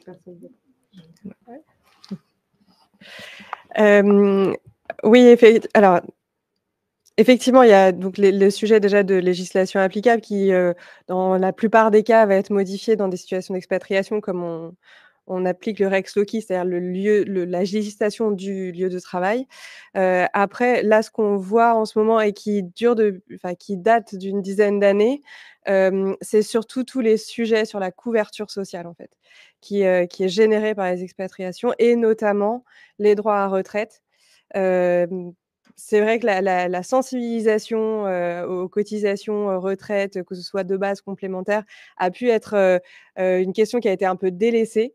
Et là, quand on regarde, il y a de plus en plus de sujets qui reviennent, aux tribunaux sur des préjudices retraite liés à ces expatriations-là, mais qui ne sont pas vraiment de la question senior, qui pour le coup sont plutôt de la question, expatriation slash, on est parti la fleur au fusil, et voilà. Mais, sans ça, Oui, il y a des législations différentes et oui, ils sont pas forcément traités, pareil, à l'étranger sans que pour le coup, le droit français ait quoi que ce soit, à y redire, sauf cas particulier d'une convention collective qui s'appliquerait aussi sur des relations expatriées. Est-ce qu'il y a une réaction, sur Pour avoir travaillé dans les oil and gas pendant plusieurs années, donc expatrié dans le oil and gas, c'est dans des pays assez exotiques, on va dire.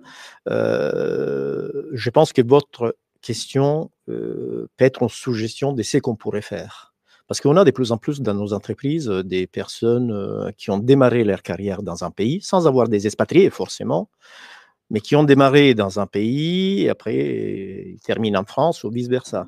Et je pense que ça peut faire partie des accompagnements additionnels qu'on pourrait donner pour les personnes qui sont proches de la retraite et auxquels on ne pense pas forcément. C'est quelque chose qui passe un peu sous les radars. Aujourd'hui, on laisse les personnes se débrouiller, récupérer leur trimestre, et c'est un vrai chemin des croix, hein. Et donc, concrètement, nous ne faisons rien, mais ça donne une piste des travail parce qu'il n'y en a pas beaucoup, mais il y en a. Et ça va être de plus en plus aussi, hein, des personnes qui bougent. En Europe, c'est relativement facile, quoique, ça peut être une vraie piste des travail. Parfait. Alors, on a peut-être le temps pour une dernière question? Non? Bon. Bah, écoutez, en tout cas, merci beaucoup pour toutes vos questions, pour ceux qui étaient présents, en salle comme ceux qui étaient, à distance. Merci beaucoup à nos 4 intervenants. Je pense qu'on peut les applaudir.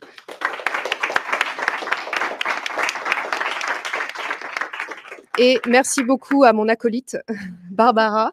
Voilà, merci à vous. Donc naturellement, pour ceux qui sont, en salle comme à distance, vu qu'on a fait tout cela aussi sous un format webinar, le support peut être téléchargeable, le replay et cetera. Donc voilà, si vous avez besoin de ces ressources, n'hésitez pas et si vous avez envie de profiter des 5 dernières minutes, pour ceux qui sont en salle pour, eh bien, poser vos dernières questions, de manière plus informelle à nos intervenants, it's up to you. Merci à vous et bonne journée.